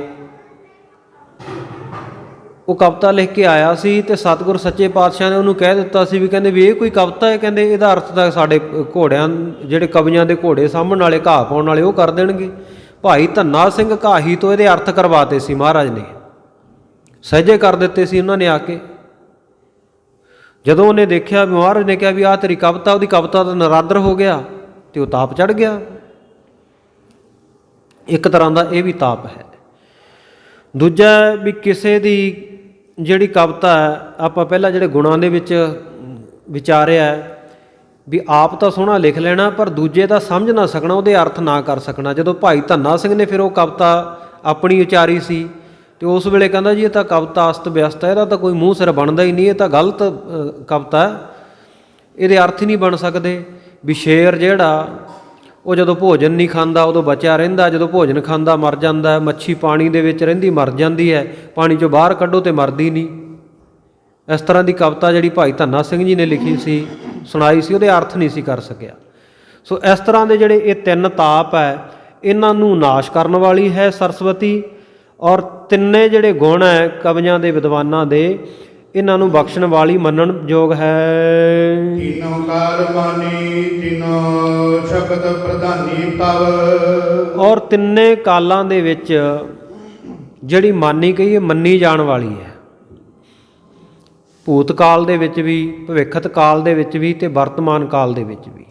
ਜਿਹੜੇ ਪਹਿਲਾਂ ਕਵੀ ਹੋਏ ਹੈ ਬੀਤੇ ਸਮਿਆਂ ਵਿੱਚ, ਉਹ ਵੀ ਇਹਦੀ ਮਾਨਤਾ ਕਰਦੇ ਰਹੇ। ਹੁਣ ਜਿਹੜੇ ਕਵੀ ਹੈ ਉਹ ਵੀ ਸਰਸਵਤੀ ਨੂੰ ਮੰਨਦੇ ਹੈ ਔਰ ਆਉਣ ਵਾਲੇ ਸਮੇਂ ਵਿੱਚ ਭਵਿੱਖਤ ਦੇ ਵਿੱਚ ਵੀ ਇਹਦੀ ਮਾਨਤਾ ਹੋਵੇਗੀ। ਤਿੰਨੋਂ ਸ਼ਕਤ ਪ੍ਰਧਾਨੀ ਤਵ। ਔਰ ਤਿੰਨ ਪ੍ਰਕਾਰ ਦੀਆਂ ਜਿਹੜੀਆਂ ਸ਼ਕਤੀਆਂ, ਸੋ ਉਹਨਾਂ ਦੇ ਵਿੱਚੋਂ ਕਹਿੰਦੇ ਹੇ ਸਰਸਵਤੀ ਤੂੰ ਪ੍ਰਧਾਨ ਹੈ। ਤਿੰਨ ਪ੍ਰਕਾਰ ਦੀਆਂ ਸ਼ਕਤੀਆਂ ਜਿਹੜੀਆਂ ਮੰਨੀਆਂ ਗਈਆਂ ਈਸ਼ਵਰ ਦੀਆਂ, ਉਮਾ, ਰਮਾ ਅਤੇ ਸਵਿਤਰੀ। ਸੋ ਤਿੰਨਾਂ ਦੇ ਵਿੱਚੋਂ ਕਹਿੰਦੇ ਤੂੰ ਪ੍ਰਧਾਨ ਹੈ। ਤੀਨੋਂ ਕ੍ਰਿਤਵਾਨੀ ਤੀਨੋਂ ਗਾਨੀ ਬਰ ਬੰਡਕਾ। ਔਰ ਤਿੰਨੇ ਤਰ੍ਹਾਂ ਦੀ ਜਿਹੜੀ ਕਿਰਤ ਹੈ, ਕੋਈ ਜੱਗ ਕਰਨ ਵਾਲੇ ਹੈ, ਪੂਜਾ ਕਰਨ ਵਾਲੇ ਹੈ, ਉਹਨਾਂ ਦੇ ਵਿੱਚ ਵੀ ਸਹਾਇਕ ਹੁੰਦੀ ਹੈ। ਕੋਈ ਰਿਖੀ ਮੁਨੀ ਜਿਹੜੇ ਹੈ ਉਹ ਕਿਸੇ ਨਦੀ ਦੇ ਕਿਨਾਰੇ ਬਹਿ ਕੇ ਅਤੇ ਉਹ ਤਪੱਸਿਆ ਕਰਦੇ ਆ, ਉਹਨਾਂ ਨੂੰ ਵੀ ਜਲ ਬਖਸ਼ਦੀ ਹੈ ਤੂੰ। ਸਰਸਵਤੀ ਨਦੀ ਰੂਪ ਹੋ ਕੇ ਉਹਨਾਂ ਦੀ ਸਹਾਇਤਾ ਕਰਦੀ ਹੈ। ਜੱਗ ਕਰਨ ਵਾਲਿਆਂ ਦੇ ਰਸਨਾਂ ਦੇ ਉੱਤੇ ਮੰਤਰ ਰੂਪ ਹੋ ਕੇ ਵਸਦੀ ਹੈ ਤੂੰ। ਔਰ ਇਸੇ ਤਰ੍ਹਾਂ ਖੇਤੀ ਕਰਨ ਵਾਲਿਆਂ ਦੀ, ਉਹਨਾਂ ਦੀ ਵੀ ਸਹਾਇਤਾ ਕਰਦੀ ਹੈ ਤੂੰ। ਇਸ ਕਰਕੇ ਤਿੰਨੇ ਤਰ੍ਹਾਂ ਦੀ ਜਿਹੜੀ ਕਿਰਤ ਕਰਨ ਵਾਲੀ ਹੈ। ਤਿੰਨੋਂ ਗਾਨੀ ਬਰ ਬੰਡਿਕਾ। ਔਰ ਤਿੰਨੋਂ ਗਾਨੀ, ਤਿੰਨੇ ਤਰ੍ਹਾਂ ਦੇ ਜਿਹੜੇ ਦੇਵਤੇ ਹੈ ਉਹ ਤੇਰਾ ਜਸ ਗਾਇਨ ਕਰਦੇ ਹੈ। ਤਿੰਨੇ ਤਰ੍ਹਾਂ ਦੇ ਜਿਹੜੇ ਦੇਵਤੇ ਹੈਗੇ, ਪ੍ਰਮੁੱਖ ਦੇਵਤੇ ਬ੍ਰਹਮਾ, ਵਿਸ਼ਨੂੰ, ਮਹੇਸ਼ ਮੰਨੇ ਗਏ ਹੈ, ਉਹ ਤਿੰਨੇ ਤੇਰੇ ਗੁਣਾਂ ਦਾ ਗਾਇਨ ਕਰਦੇ ਆ। ਔਰ ਬਰ ਬੰਡਿਕਾ, ਤੂੰ ਸਾਰਿਆਂ ਨੂੰ ਬਰ ਵੰਡਣ ਵਾਲੀ ਹੈ, ਆਸ਼ੀਰਵਾਦ ਦੇਣ ਵਾਲੀ ਹੈ। ਜਾਂ ਬਰ ਬੰਡਿਕਾ, ਸਾਰਿਆਂ ਤੋਂ ਵੱਧ ਸ਼ਕਤੀਸ਼ਾਲੀ ਹੈ, ਬਲ ਵੰਡ ਹੈ, ਬਲ ਵਾਲੀ ਹੈ।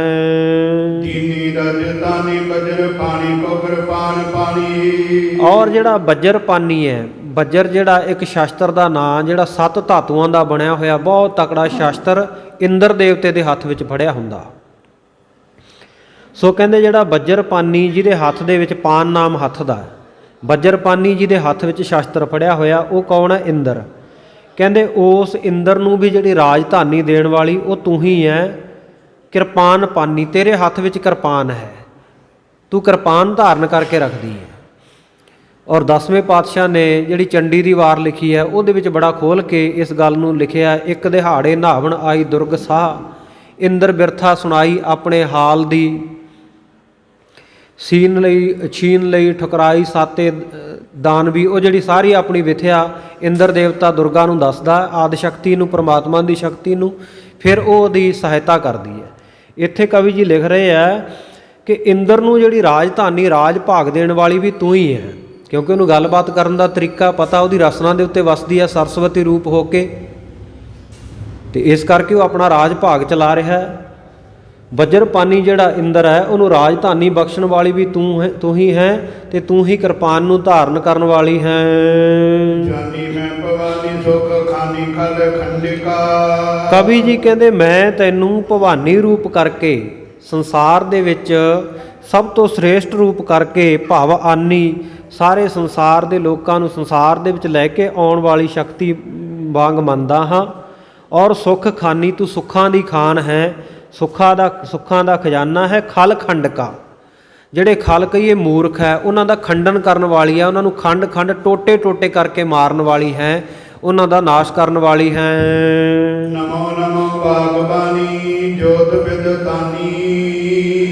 ਹਾਂ, ਕਹਿੰਦੇ ਨਮਸਕਾਰ ਹੈ ਹੇ ਸਰਸਵਤੀ, ਕਿਉਂਕਿ ਤੂੰ ਬਾਕ ਬਾਨੀ, ਸਾਡੇ ਬਾਕ ਬਣ ਕੇ ਬਾਣੀ ਰੂਪ ਦੇ ਵਿੱਚ ਸਾਡੇ ਮੁੱਖੋਂ ਬਚਨ ਰੂਪ ਬਣ ਕੇ ਨਿਕਲਦੀ ਹੈ, ਸਾਡੀ ਰਸਨਾ ਦੇ ਉੱਤੇ ਵਸਦੀ ਹੈ, ਇਸ ਕਰਕੇ ਮੇਰੀ ਤੈਨੂੰ ਨਮਸਕਾਰ ਹੈ। ਜੋਤ ਵਿਦਤਾਨੀ, ਤੇ ਜਿਹੜੀ ਜੋਤੀ ਹੈ ਸਾਰਿਆਂ ਦੇ ਵਿੱਚ ਵਿਦਤਾਨੀ, ਤੇਰੀ ਕਹਿੰਦੇ ਪ੍ਰਗਟ ਹੋ ਰਹੀ ਹੈ ਸਾਰਿਆਂ ਦੇ ਵਿੱਚ ਪ੍ਰਤੱਖ ਰੂਪ ਦੇ ਵਿੱਚ। ਜਿੰਨੇ ਵੀ ਆਪਾਂ ਬੋਲਦੇ ਹਾਂ ਸਾਡੀ ਸਾਰਿਆਂ ਦੀ ਰਸਨਾ ਦੇ ਉੱਤੇ ਸਰਸਵਤੀ ਵਸਦੀ ਹੈ, ਜਿਸ ਕਰਕੇ ਅਸੀਂ ਬੋਲ ਪਾ ਰਹੇ ਹਾਂ। ਇਸ ਕਰਕੇ ਕਹਿੰਦੇ ਜੋਤ ਵਿਦਤਾਨੀ, ਤੇਰੀ ਜੋਤੀ ਸਾਰਿਆਂ ਦੇ ਵਿੱਚ ਹੀ, ਸਾਰੇ ਜੀਵਾਂ ਦੇ ਵਿੱਚ ਪ੍ਰਗਟ ਹੋ ਰਹੀ ਹੈ। ਦਾਸ ਰਸਨਾ ਬਸਾਨੀ ਜੈਤ ਜੈਤ ਮਤ ਚੰਡਕਾ। ਤੇ ਕਵੀ ਸੰਤੋਖ ਸਿੰਘ ਜੀ ਕਹਿੰਦੇ ਦਾਸ ਰਸਨਾ ਬਸਾਨੀ, ਮੇਰੀ ਰਸਨਾ ਦੇ ਉੱਤੇ ਵੀ ਤੂੰ ਹੀ ਵਸ ਰਹੀ ਹੈ, ਤਾਂ ਹੀ ਮੈਂ ਤੇਰਾ ਜਸ ਕਰ ਰਿਹਾ।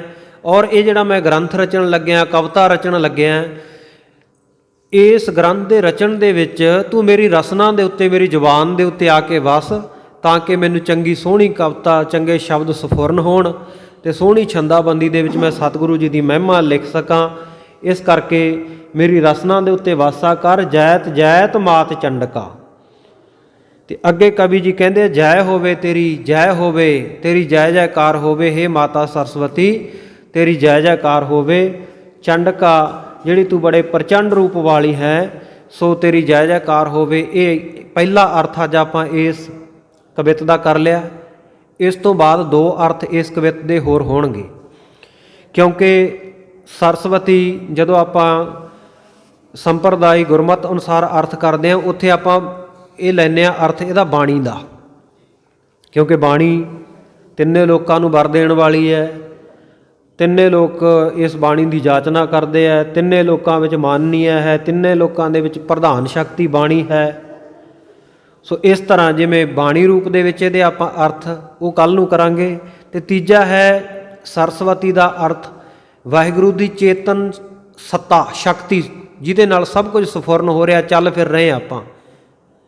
ਸੋ ਤੀਜਾ ਅਰਥ ਸਰਸਵਤੀ ਦਾ ਉਹ ਬਣਦਾ। ਇਹ ਦੋਵੇਂ ਅਰਥ ਆਪਾਂ ਕੱਲ੍ਹ ਦੇ ਦੀਵਾਨ ਦੇ ਵਿੱਚ ਸਰਵਣ ਕਰਕੇ ਫਿਰ ਅੱਗੇ ਜਿਵੇਂ ਗੁਰੂ ਨਾਨਕ ਦੇਵ ਮਹਾਰਾਜ ਸੱਚੇ ਪਾਤਸ਼ਾਹ ਦਾ 10 ਪਾਤਸ਼ਾਹੀਆਂ ਦੇ ਮੰਗਲ ਆਉਣਗੇ, ਇਹ ਕਥਾ ਅੱਗੇ ਸਰਵਣ ਕਰਾਂਗੇ। ਫਿਰ ਗੁਰ ਇਤਿਹਾਸ ਦੀ ਸ਼ੁਰੂਆਤ ਹੋ ਜਾਣੀ ਹੈ।